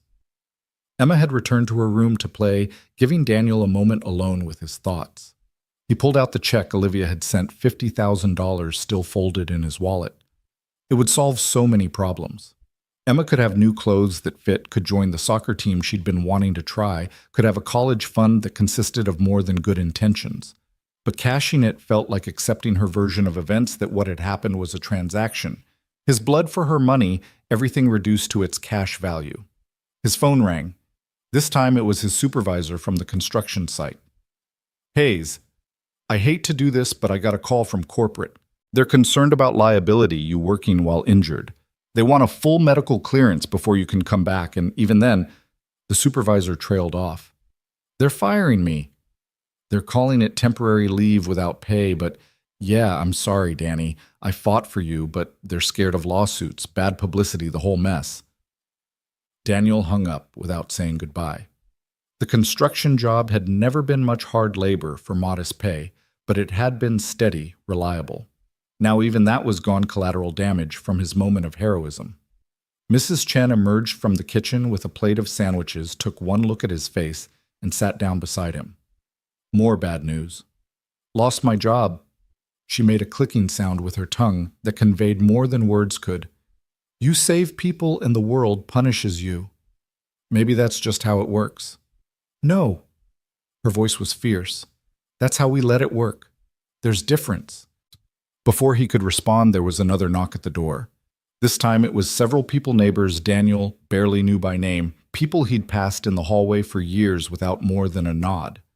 We wanted to check on you, said Marcus from 3B, a bus driver who worked nights, and to tell you those reporters better not stick around. This is a working neighborhood. We got no patience for parasites. You need anything, you ask, added Maria from down the hall, the one with 3 kids who always seemed to be rushing somewhere. Groceries, someone to watch Emma, whatever. They didn't stay long. These people who were strangers, but not quite who understood without explanation what it meant to live paycheck to paycheck, to have your body be your only capital, to make impossible choices daily between bad and worse. After they left, Daniel realized something had changed in the building, maybe in the neighborhood itself, his act of heroism. Olivia's rejection, the whole media circus, it had crystallized. Something made visible the usually invisible lines between those who had and those who served those who mattered and those who were machinery. Emma came out of her room carrying her tablet. Daddy, I want to show you something. She'd been on a kid's social media site, the kind with heavy parental controls and moderated content. Someone had posted a drawing of Daniel as a superhero cape and all. The comments below were from other kids. Your dad is the bravest. My mom says he's what a real hero looks like. Can he come to my school for show and tell? See? Emma said proudly. Everyone knows you're special. I'm not special, Sunshine. You are to me, she interrupted with the firm certainty that only children possessed. And that's what matters. The sun was setting, painting the apartment in warm golds that made everything look softer, more forgiving. Outside, the reporters had finally given up, driven away by the neighborhood's collective cold shoulder, or simply bored by the lack of drama. Daniel's phone rang one more time. He almost didn't answer, exhausted by the day's emotional battering, but something made him pick up. Mr. Hayes. The voice was familiar, but unexpected. Olivia Grant without lawyers or intermediaries. What do you want? To explain. To apologize, though I know you won't believe it. You're right, I won't. There was silence, then a sound that might have been a laugh or a sob. Do you know what my father said when he heard about what happened? He said I'd finally found someone I couldn't buy or intimidate or manipulate. He said it like it was a bad thing. I don't care what your father. I've been raised to see every interaction as a transaction, Mr. Hayes. Every kindness as debt, every sacrifice as manipulation. When you saved me, my first thought wasn't gratitude. It was, what does he want? What will this cost me? Because in my world, everything costs something. In my world, too. Except we pay in different currencies. Yes. Her voice was quiet now. You pay in blood and sweat. I pay in, I don't even know anymore. Pride isolation. The inability to accept that someone like you could do something for someone like me without an angle. Everyone's got an angle. What was yours? Daniel thought about it, really thought about it for the first time. There wasn't one. That's what you can't understand. Sometimes people just do things because they're right, not because they'll get something out of it. That terrifies me more than the robbers did. Why? Because it means everything I've built my life on might be wrong. That the walls I've put up didn't protect me, they just made me less. Daniel didn't know what to say to that. Outside his window, he could see the lights of the city coming on, each one representing a life, a story, a struggle he'd never know. I watched your interview, he finally said. And you still don't get it. This isn't about you owing me or not owing me. It's about recognizing that the person who saved you is a human being, not just some construction worker who got in the way. Is that how you think I see you? I don't have to think it. You showed me. Another silence, longer this time. When she spoke again, her voice was different, younger, somehow uncertain. My mother left when I was 8. Just walked out, left me with my father and his money and his expectations. The only explanation she gave was that she couldn't breathe in our world, that the money was like a wall that kept everything real out. I promised myself I'd never be weak like her, never need anyone, never be vulnerable to that kind of abandonment again. And then I made you vulnerable by saving you. You made me realize I've been abandoned anyway, just by my own choice. The walls I built to keep pain out have kept everything out. Daniel could hear Emma in her room singing along to some cartoon theme song, oblivious to the adult drama playing out in the living room. Ms. Grant. Olivia, please. Olivia, I don't need your money. I don't need your apology. I just need you to understand that what happened in that bank, it wasn't about you or me or class or any of the things everyone's trying to make it about. It was just a moment when I could help, so I did. That's it. That's everything, she said softly. That's what I've never had the ability to just help without calculating the cost. You could learn. Could I? I'm 35 years old and I've never done a single thing that wasn't about advancing my position, protecting my interests, maintaining my image. I don't even know how to start being different. You start by seeing people, really seeing them, not as employees or obstacles or opportunities, but as people. Is that how you see me as a person? Daniel considered lying, giving her the absolution she seemed to be seeking, but she'd been right about one thing. They lived in different worlds, and in his world, comfortable lies were a luxury he couldn't afford. I see someone who's probably more trapped than I am. At least my struggles are honest. Yours are all in your head, and those are the hardest cages to escape. He heard her sharp intake of breath, wondered if he'd gone too far. But when she spoke, there was something like relief in her voice. No one's ever spoken to me like that. Even the people who hate me, they're still careful, still calculating what they can get or lose. That's because I've already lost everything I'm going to lose from this. Job's gone, privacy's gone, normal life's gone. What else can you or anyone take? Your daughter. How is she handling all this? The question surprised him with its apparent genuineness. She's 7. She thinks I'm a hero, and you're a mean lady who doesn't know how to say sorry. She's probably right on both counts. I'd like to meet her. No. I wasn't asking to meet her now. I mean, someday, when she's older, to explain, to apologize properly. To her, not the media, not the public, to the person who matters most to you. We'll see.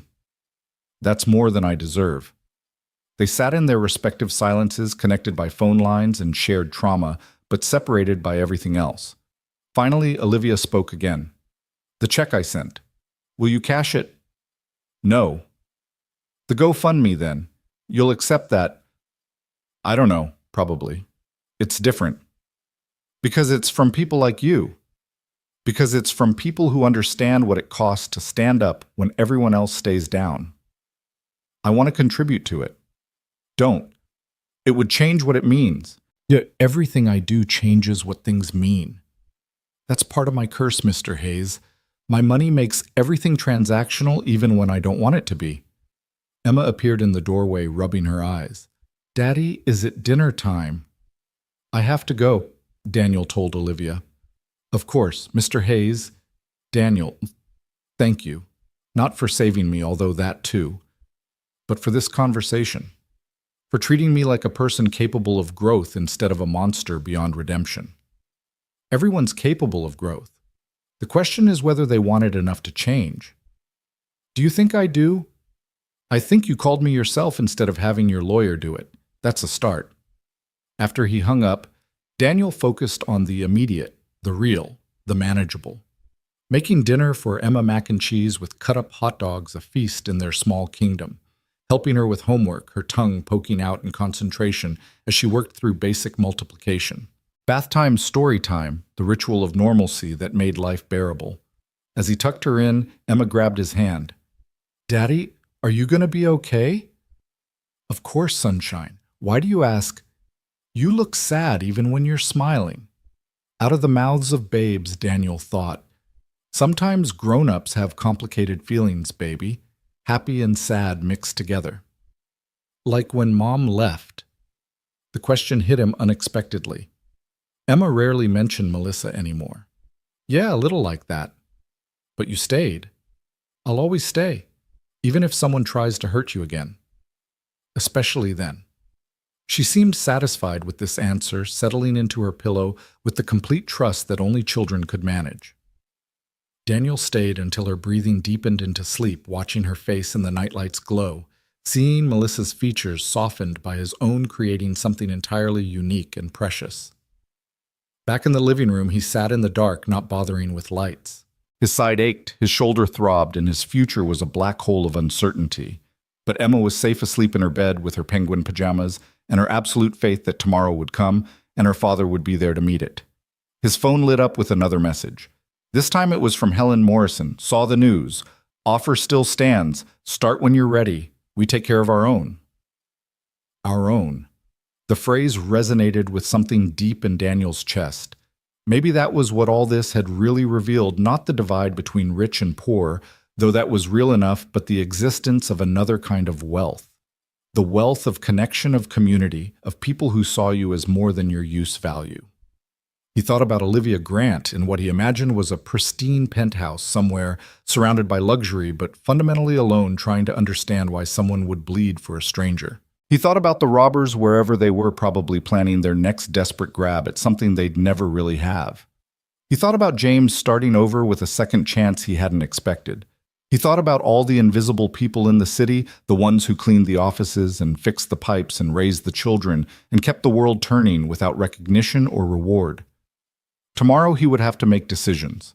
Whether to take Helen's job offer, whether to accept the GoFundMe money, whether to try to return to some version of normal or accept that normal was gone forever.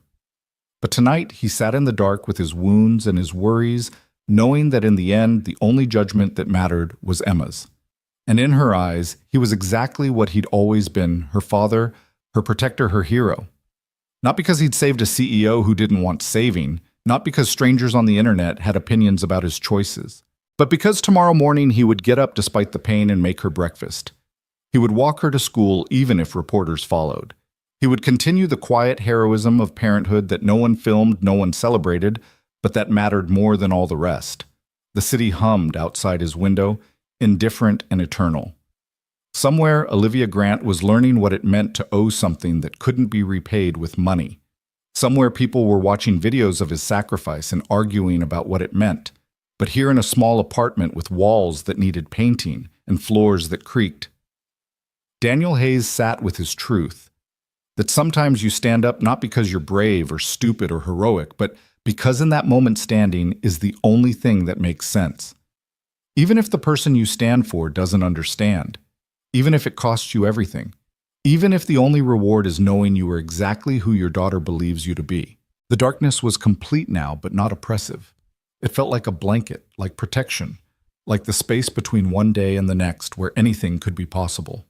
Daniel closed his eyes and let himself drift, not quite sleeping, but not quite awake, existing in that liminal space where heroes and ordinary men were the same thing, where sacrifice and stupidity were indistinguishable, where a construction worker's blood could stain marble floors and change nothing and everything all at once. The morning came too soon with Emma's small hand on his shoulder and worry in her voice. "Daddy, there's a lady at the door." Daniel jerked awake, his wounds protesting the sudden movement. Through the peephole, he saw not a reporter, but a woman in her 60s, professionally dressed, but with a warmth the corporate uniform couldn't hide. "Mr. Hayes, I'm Dorothy Chen from Child Services. I'm here for a welfare check." The words sent ice through his veins. He opened the door slowly, trying to project calm despite his racing heart.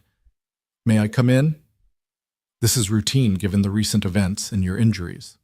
Routine, as if anything about this situation was routine. Daniel stepped aside, acutely aware of the breakfast dishes in the sink, Emma's toys scattered across the living room floor, the general chaos of single parenthood. "Emma, why don't you go play in your room for a bit?" he said, keeping his voice light. "But I want to... Please, sunshine?" She went, but not without shooting the social worker a suspicious look that would have been funny in different circumstances. Dorothy Chen, no relation to Mrs. Chen from next door, despite the shared surname, surveyed the apartment with practiced eyes. "Mr. Hayes, I want to start by saying this isn't punitive. We received concerns about your ability to care for your daughter given your injuries. Concerns from who?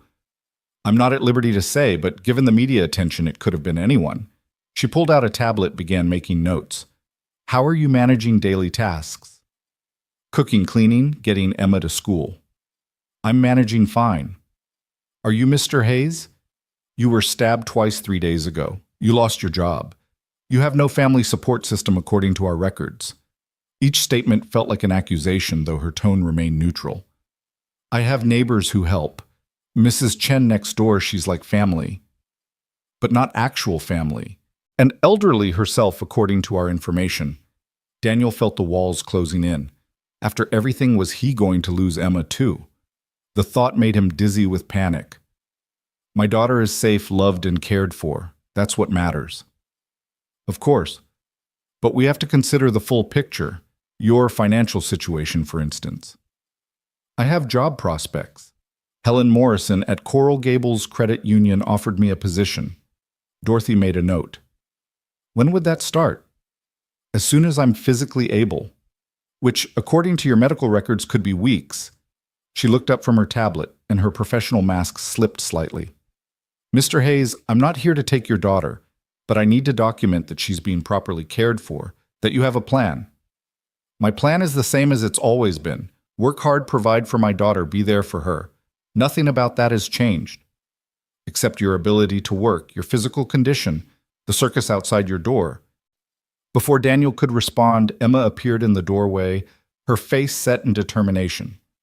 "My daddy is the best daddy in the world," she announced. "He makes sure I have lunch every day, even when he doesn't eat breakfast. He helps with my homework, even when he's tired. He reads me stories and checks for monsters, and never forgets to say he loves me." "Emma?" Daniel started, but she wasn't finished. And when those bad men tried to hurt people, he stopped them. Even though he got hurt, because that's what he does, he protects people. So you can't take me away from him. I won't let you. Dorothy Chen's expression softened. "I'm not trying to take you away, sweetheart. I just need to make sure you're okay." "I'm okay when I'm with my dad. I'm not okay when people try to separate us." The social worker was quiet for a moment, then closed her tablet. "Mr. Hayes, I'm going to recommend continued monitoring, but no immediate intervention. However, you need to formalize your support system. Document who helps with Emma when you can't. Show steady income within 30 days. Can you do that?" "Yes." "Good." She stood to leave, then paused. For what it's worth, Mr. Hayes, what you did at that bank showed incredible character. But being a hero to strangers means nothing if you can't care for your own child. Don't let pride prevent you from accepting help. After she left, Daniel slumped against the door, the weight of this new threat crushing. Emma wrapped her arms around his waist, careful of his injuries. Are we in trouble, Daddy? No, baby, just some grown-up stuff to figure out. Is it because of the mean lady, the one you saved? It's because of a lot of things. Emma pulled back, looking up at him with eyes that held too much understanding for her age.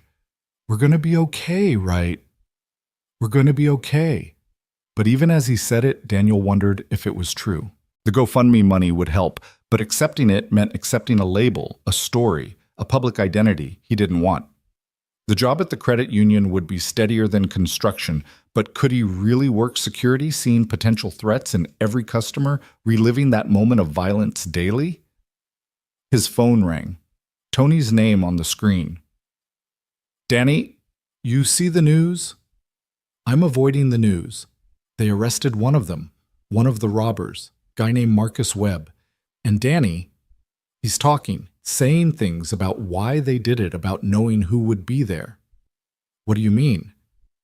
I mean, maybe this wasn't as random as everyone thought. You might want to watch this.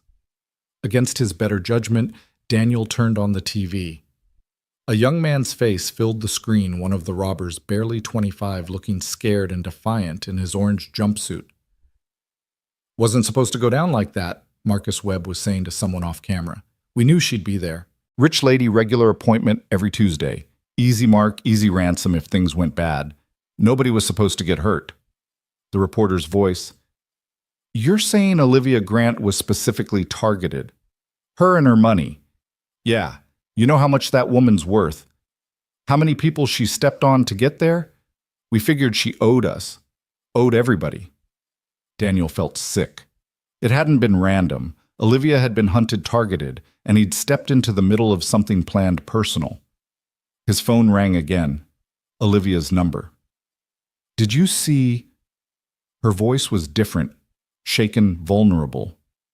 Yeah.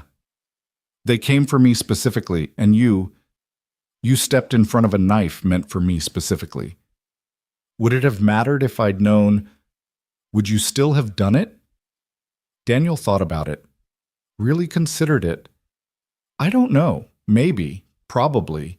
It wasn't really a choice. It was just reaction. They wanted to kidnap me.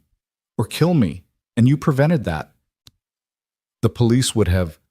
The police arrived 12 minutes after they left. 12 minutes, Daniel. What do you think would have happened in 12 minutes? He didn't want to think about it. Didn't want to retroactively add weight to a split-second decision that already felt too heavy. There's something else, Olivia continued. Marcus Webb. I know him. Or knew him. His mother worked for my company. We laid her off 6 months ago. Budget cuts. Jesus.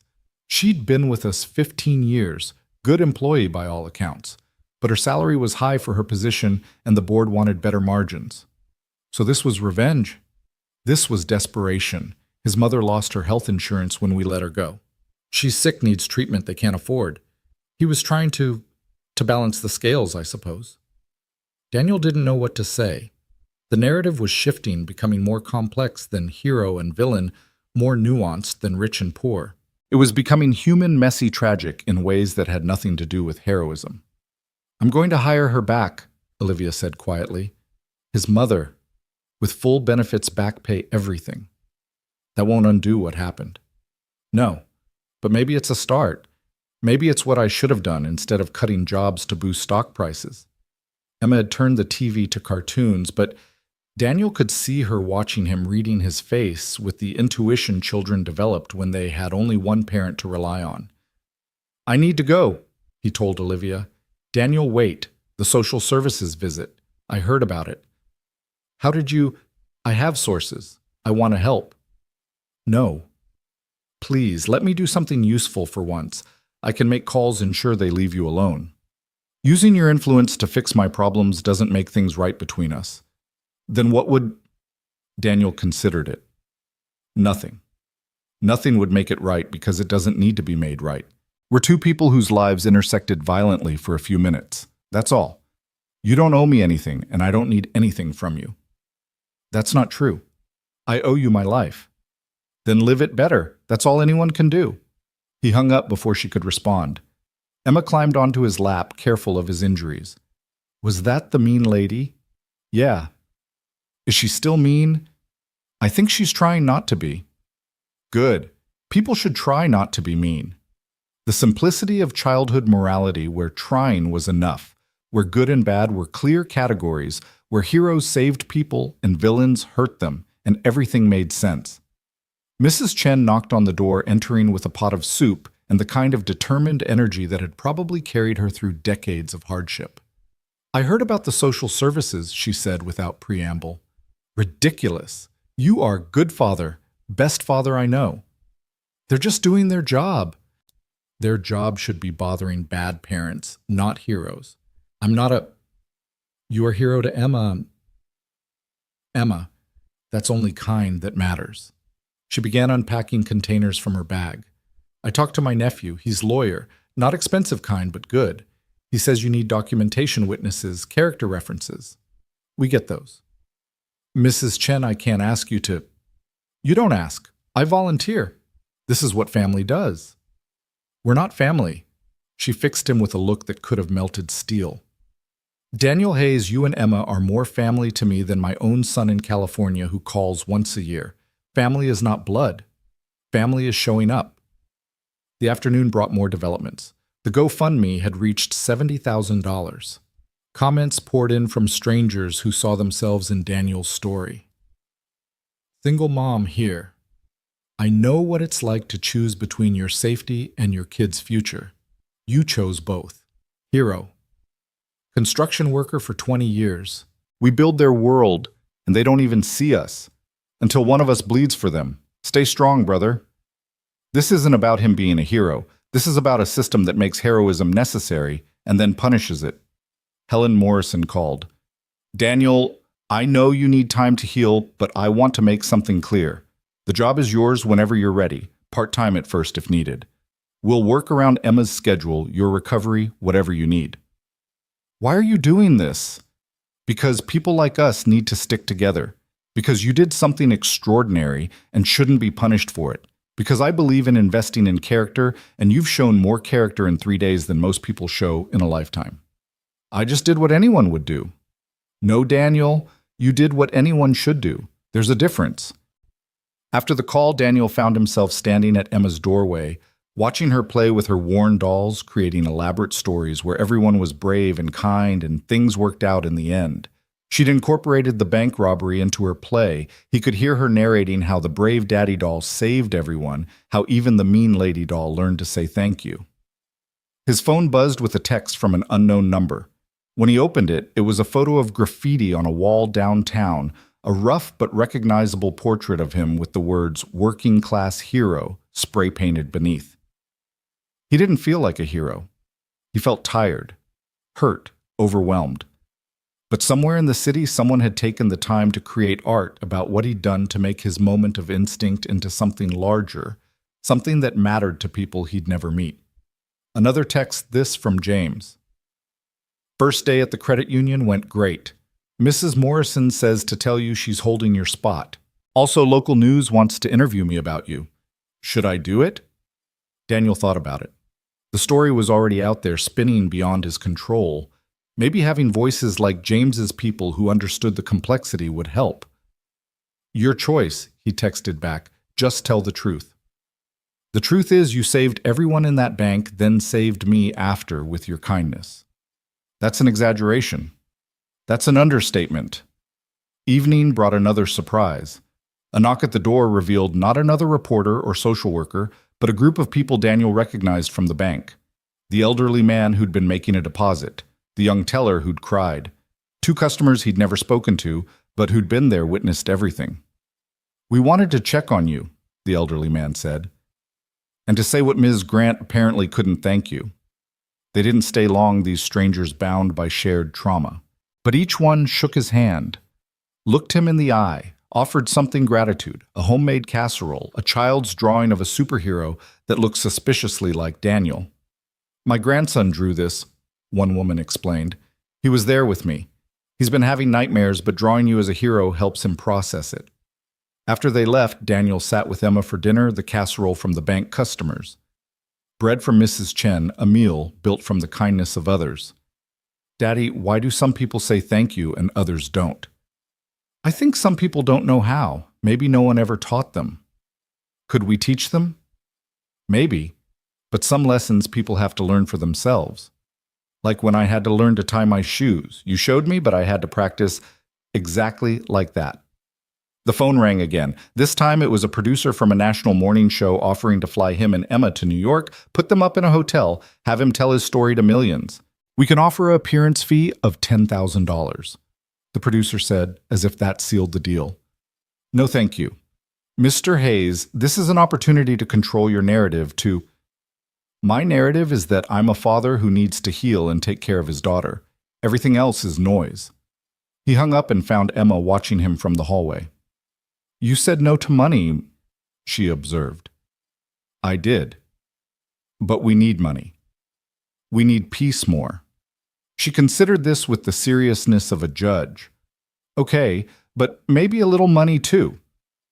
Maybe a little shiki, he agreed, thinking of the GoFundMe of Helen's job offer of possibilities that didn't require selling his story to the highest bidder.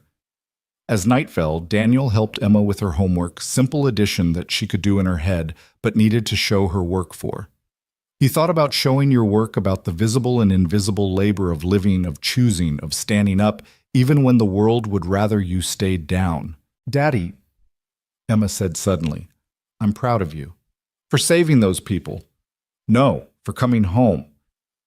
The words hit him unexpectedly, a reminder that for Emma, the heroism wasn't in the grand gesture, but in the return in the continuation of their small, precious life together. After she was asleep, Daniel stood on the small balcony off the living room, looking out at the city lights. Somewhere out there, Marcus Webb sat in a cell, paying for his desperation.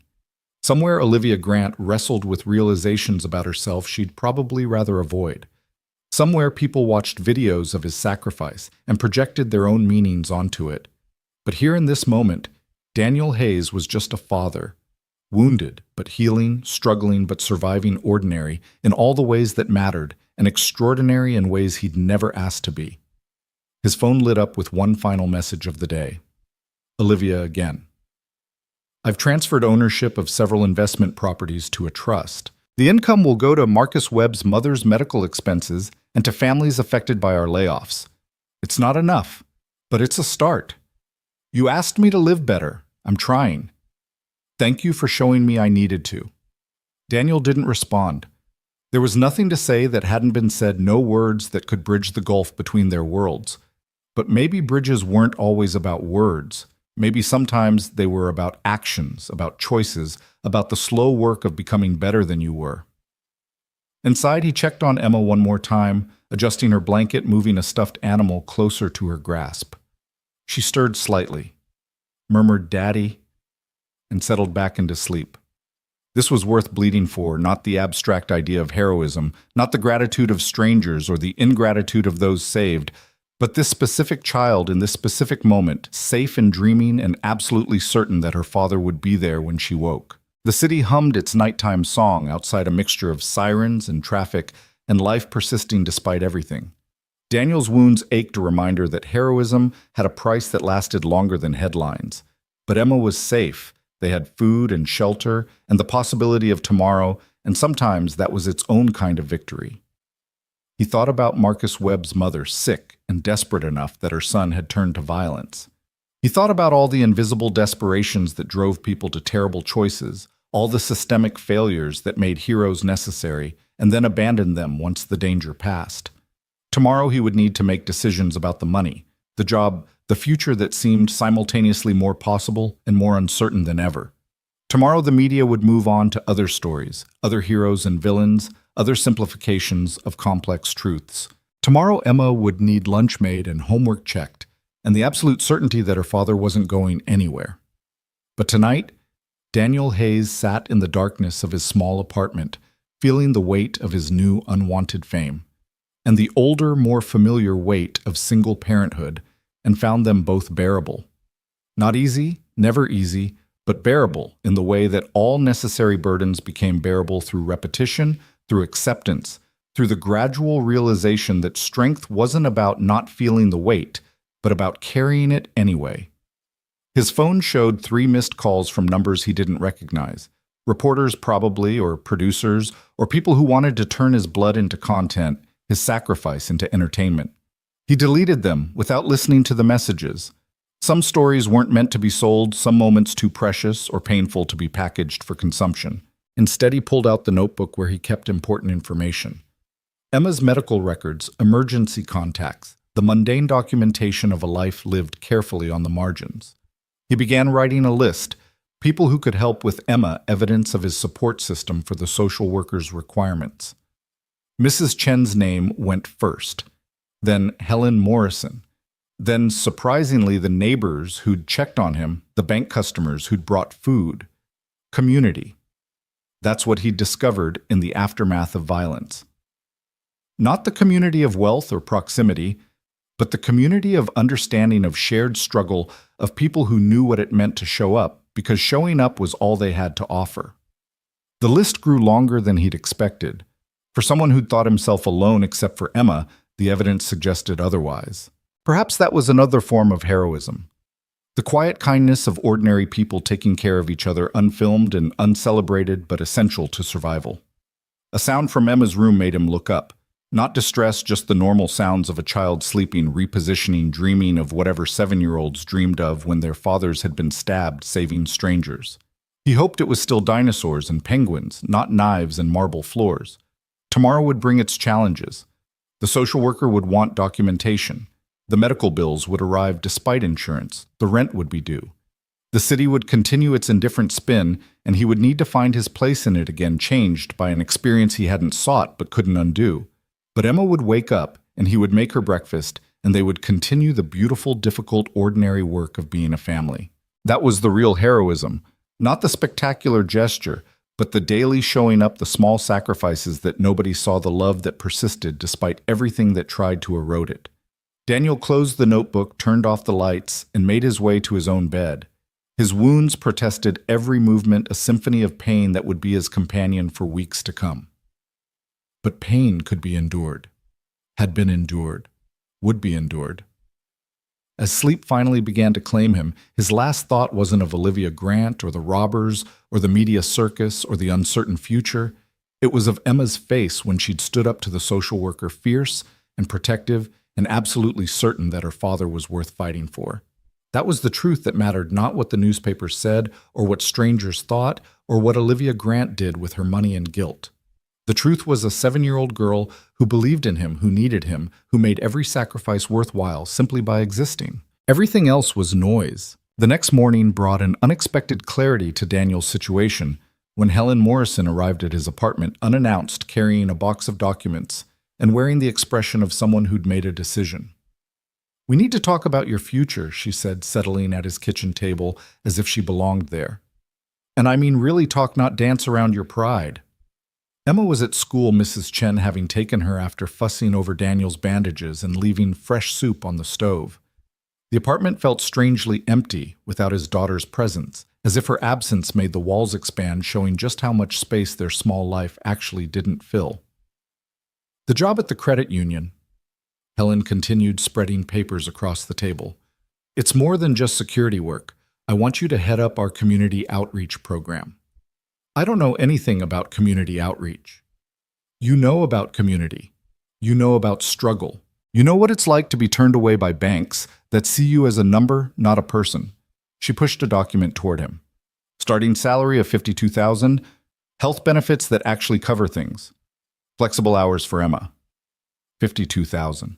More than he'd ever made in construction, enough to maybe think about moving to a better school district, enough to stop the constant mental math of survival. "Why?" he asked. "Because what happened at that bank wasn't just about you being brave. It was about the collision of two worlds that usually pretend the other doesn't exist. You've become a symbol whether you wanted to or not. I'd rather have that symbol working to actually change things than just being a story people tell." Before he could respond, his phone rang. The display showed the hospital. Mr. Hayes, this is Dr. Patel. I need you to come in immediately. There's been a complication with your blood work. The world tilted. What kind of complication? I'd rather discuss it in person. How soon can you be here? Within an hour. Daniel sat in a sterile examination room trying to read Dr. Patel's expression as she reviewed his chart. Your blood tests show some anomalies, she began carefully. Specifically, markers that suggest your body is fighting something beyond the trauma from the stabbing. Cancer. The word came out strangled. We don't know yet. It could be an infection, could be your immune system overreacting to the trauma, could be something more serious. We need to run more tests. I have a daughter. I'm all she has. Which is why we're going to figure this out. But Mr. Hayes, this kind of stress you've been under, the physical trauma, combined with what I imagine is significant emotional strain, your body is telling us something's wrong. The test took 3 hours. 3 hours of needles and scans, and trying not to think about Emma becoming an orphan. Daniel called Mrs. Chen, asked her to pick Emma up from school, told her he was at a job interview. The lie tasted bitter, but necessary. In the waiting room afterward, he saw a familiar face on the television. Marcus Webb again, but this time with someone else, his mother frail and hollow-eyed in a wheelchair beside her son's attorney. My boy made a terrible mistake, she was saying to the cameras.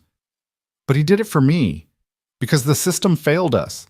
Because when you take away someone's ability to survive legally, they'll find other ways. The reporter asked, do you think what your son did was justified? Nothing justifies violence, Mrs. Webb replied. But desperation makes people into versions of themselves they don't recognize. My son was trying to save my life the only way he could see. It was wrong, but it came from love. Daniel thought about love and desperation, about the thin line between heroism and crime, about how circumstances could push anyone past their breaking point. If Emma were sick, if he had no options, what would he do? The uncomfortable truth was, he didn't know, and that uncertainty sat heavy in his chest alongside the fear of his test results. His phone buzzed with a text from Olivia, saw you at the hospital. Are you okay? He looked around, didn't see her, then noticed a figure in a car across the parking lot. She was watching, waiting. Part of him wanted to ignore her, but something made him walk over. She rolled down the window. Up close, without the perfect lighting of television interviews, she looked exhausted human in a way she hadn't seemed before. Following me now? He asked. I was here for a board meeting. Hospital's a major donor. I saw you and... She shrugged, a gesture that seemed foreign to her usual composure. Are you okay? Maybe. Maybe not. Waiting on test results. Her face went pale. Is it from the stabbing? Did I... It's not your fault. Whatever it is, it's not your fault.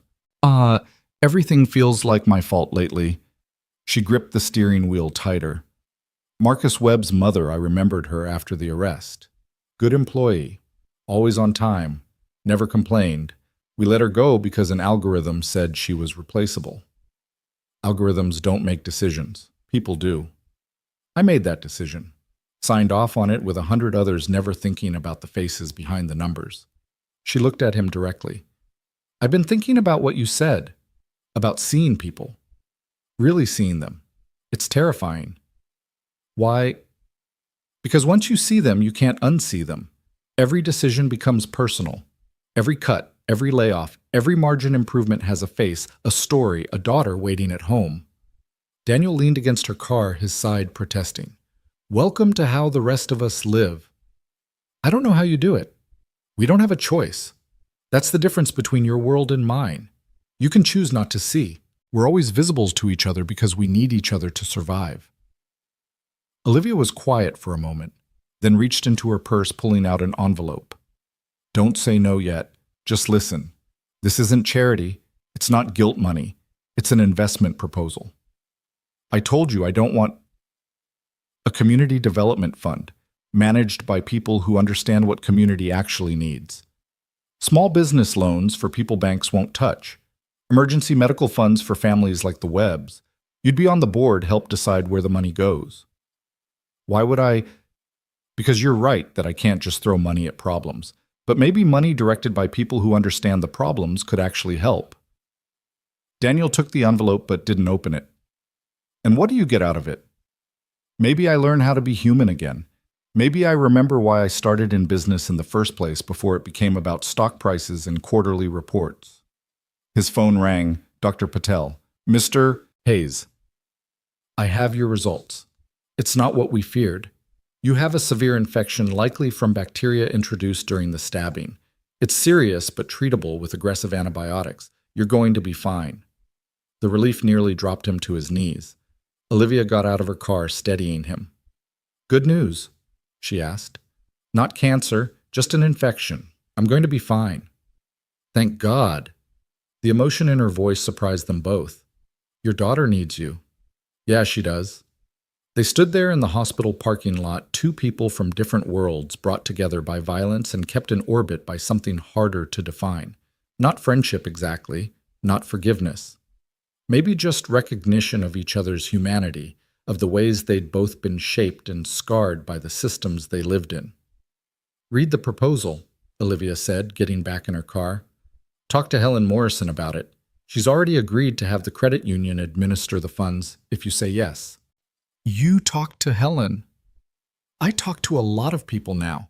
Amazing what you learn when you actually listen.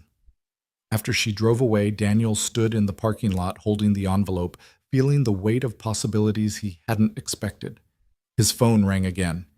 Mrs. Chen. Emma asking when you come home. She knows something wrong. I'm on my way. Everything's fine. You sure? Yeah, I'm sure. But on the drive home, Daniel felt anything but sure. The infection diagnosis was a relief, but it was also a reminder of his vulnerability, of how quickly everything could change. The job offer from Helen, the investment proposal from Olivia, the ongoing media attention, it all felt like standing at the edge of a cliff, unable to see the bottom, but knowing he had to jump. Emma was doing homework at the kitchen table when he arrived, but she abandoned it immediately, running to him. Mrs. Chen said you had a job interview. Did you get it? I think so, sunshine. But I haven't decided if I'll take it. Is it a good job? It might be. She studied his face with that uncanny perception children sometimes had. You look scared. Maybe a little. It's okay to be scared. You told me that, as long as you do the right thing anyway. And what's the right thing? Emma considered this seriously. The thing that helps the most people, including us. Out of the mouths of babes, Daniel thought again. He sat down at the table, opened Olivia's envelope. The proposal was more comprehensive than he'd expected. Not just money, but structure, accountability, a real attempt at systematic change. The fund would start with $10 million, with more to come based on results. Board positions would be paid, not symbolic. Community members would have real power over decisions. What's that? Emma asked, trying to read upside down. Maybe a chance to help people. Like you helped people at the bank. Different, slower, but maybe more lasting. Mrs. Chen, who'd been quietly cooking, spoke up. Change that lasts takes time. Quick change is just drama. That evening, after Emma was asleep, Daniel called Helen Morrison. I was wondering when you'd call, she said. I assume you've read Olivia's proposal. You really think this could work?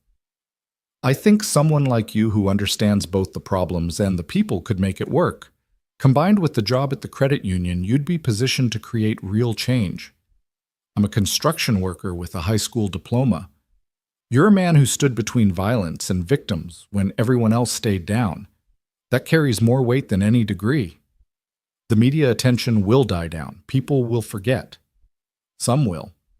But the structures we build while people are paying attention, those can last.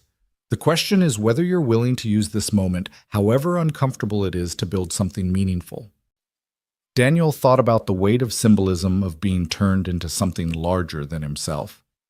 But then he thought about Marcus Webb's mother, about all the desperate people making desperate choices, about Emma growing up in a world that might be slightly better if he said yes. Can I think about it? Take your time, but not too much time. Momentum matters in these things. After the call, Daniel sat in the dark living room, listening to the sounds of the city through thin walls. Somewhere out there, 3 robbers had made choices that changed lives. Somewhere, Olivia Grant was learning what it meant to see people she'd trained herself to overlook. Somewhere, families were struggling with the same impossible math he knew so well. His phone lit up with a message from James. Did my interview today. Told them you saved my life twice, once at the bank and once after.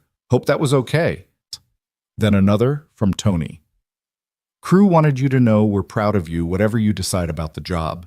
And another from a number he didn't recognize, Mr. Hayes. You don't know me, but I was at the bank. The teller who was crying. You gave me strength to go back to work, to not let fear win. Thank you. Each message was a thread in something larger, a web of connection that hadn't existed before that moment of violence. Daniel hadn't asked for any of it, but here it was, community forming around trauma, purpose, emerging from pain. He pulled out his laptop, started researching. Community development, financial literacy. The statistics were staggering, the percentage of Americans living paycheck to paycheck, the number of families one medical emergency away from bankruptcy, the cycles of poverty that seemed designed to be inescapable. But there were also success stories, programs that worked, small interventions that created ripple effects, the possibility of change that wasn't dramatic but was real. A knock at the door interrupted his research. He looked through the peephole, surprised to see Tony and 3 other guys from the construction crew. We know it's late, Tony said when Daniel opened the door, but we needed to tell you something. They filed in uncomfortable in the small space, men more used to open air and steel beams than apartment living rooms. We took a vote, Tony continued, the crew, about whether you should take the credit union job. That's my decision to make. Sure is, but we wanted you to know that whatever guilt you're feeling about leaving construction, about leaving us, don't. You've got a chance to do something bigger. Take it. Luis, who rarely spoke, added, my son, the one who got into college.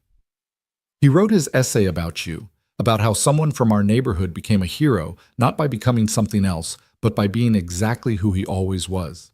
Just think about it, Tony said. You could help a lot of people from that credit union job, maybe help some of them avoid needing to work themselves to death on construction sites. After they left, Daniel found himself overwhelmed by the support he hadn't expected. These men who had their own struggles, their own families to worry about, taking time to encourage him towards something better. Emma appeared in the hallway, rubbing sleep from her eyes. I heard voices. Just some friends from work. Are they why you look happy? Happy, Setasio, like when you watch me at school plays. Happy, I'm doing good, but sad about something else. Daniel pulled her into his lap, ignoring the protest from his injuries. Yeah, baby, happy sad is about right. Is it about the job? The helping people one? Yeah. I think you should do it. Why?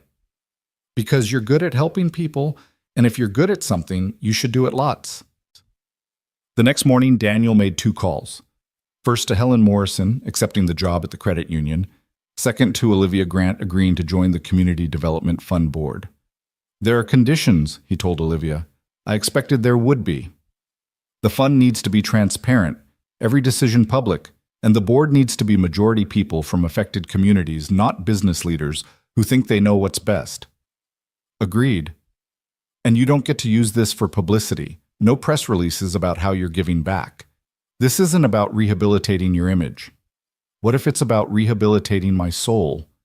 That's between you and whatever you believe in. I'm starting to believe in second chances, Olivia said quietly, in the possibility of becoming better than we were. Everyone deserves that possibility, even CEOs who don't know how to say thank you. I am sorry, Daniel, for what I said, for how I reacted, for the person I'd become without realizing it. I know. Do you forgive me? Daniel thought about forgiveness, about what it meant and what it cost. I'm working on it. Maybe that's enough for now. The media attention continued, but was evolving. The story was no longer just about the bank robbery, but about what came after the community fund, the credit union initiative, the possibility of systematic change born from individual crisis. A week later, Daniel returned to the hospital for his follow-up, the antibiotics having done their work. Dr. Patel cleared him for light duty, warning him again about pushing too hard too fast. On his way out, he passed the chapel and on impulse went in. It was empty quiet in the way that invited reflection. Daniel wasn't particularly religious, but there was something about the space that felt necessary. He thought about his father, who'd died believing that hard work and honesty would be enough. About his mother, who'd faced cancer with grace, even as it consumed her. About the examples they'd set and how he was trying to live up to them in a world that seemed designed to punish such values. "You did good," a voice said behind him. He turned to find an elderly woman in a hospital gown ivory stand beside her. "Excuse me." "At the bank. You did good. My grandson was there, saw the whole thing. He's been different since then. Better different. Says if a regular man can be a hero, maybe he can too." "I'm not a hero." "Maybe not, but you stood up when everyone else stayed down. That's got to count for something." She shuffled away, leaving Daniel alone with his thoughts. He pulled out his phone, looked at the photo Emma had taken that morning, the two of them at breakfast. Her smiling with gap teeth, him looking tired but present. This was what mattered. Everything else was just noise and necessity. His phone buzzed with a text from Helen. "First day is Monday. We're having a community meeting that evening. Would mean a lot if you spoke." "About what?" "About seeing each other. About how community means taking care of each other.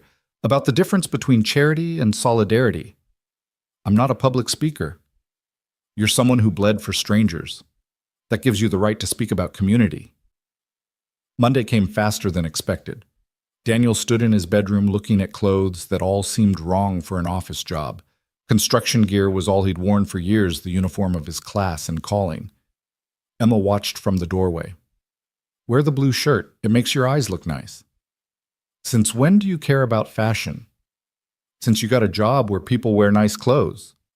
The blue shirt had been his father's, saved from the estate sale more for sentiment than style. But it fit, and when Daniel looked in the mirror, he saw something of his father's dignity reflected back. The credit union was smaller than the bank, where everything had changed, more intimate, more worn. The faces were different, too. Tired but hopeful. Struggling but striving. These were his people, and for the first time since the stabbing, Daniel felt like he might belong somewhere. Helen introduced him to the staff, a mix of ages and backgrounds, united by the belief that banking could be about more than profit.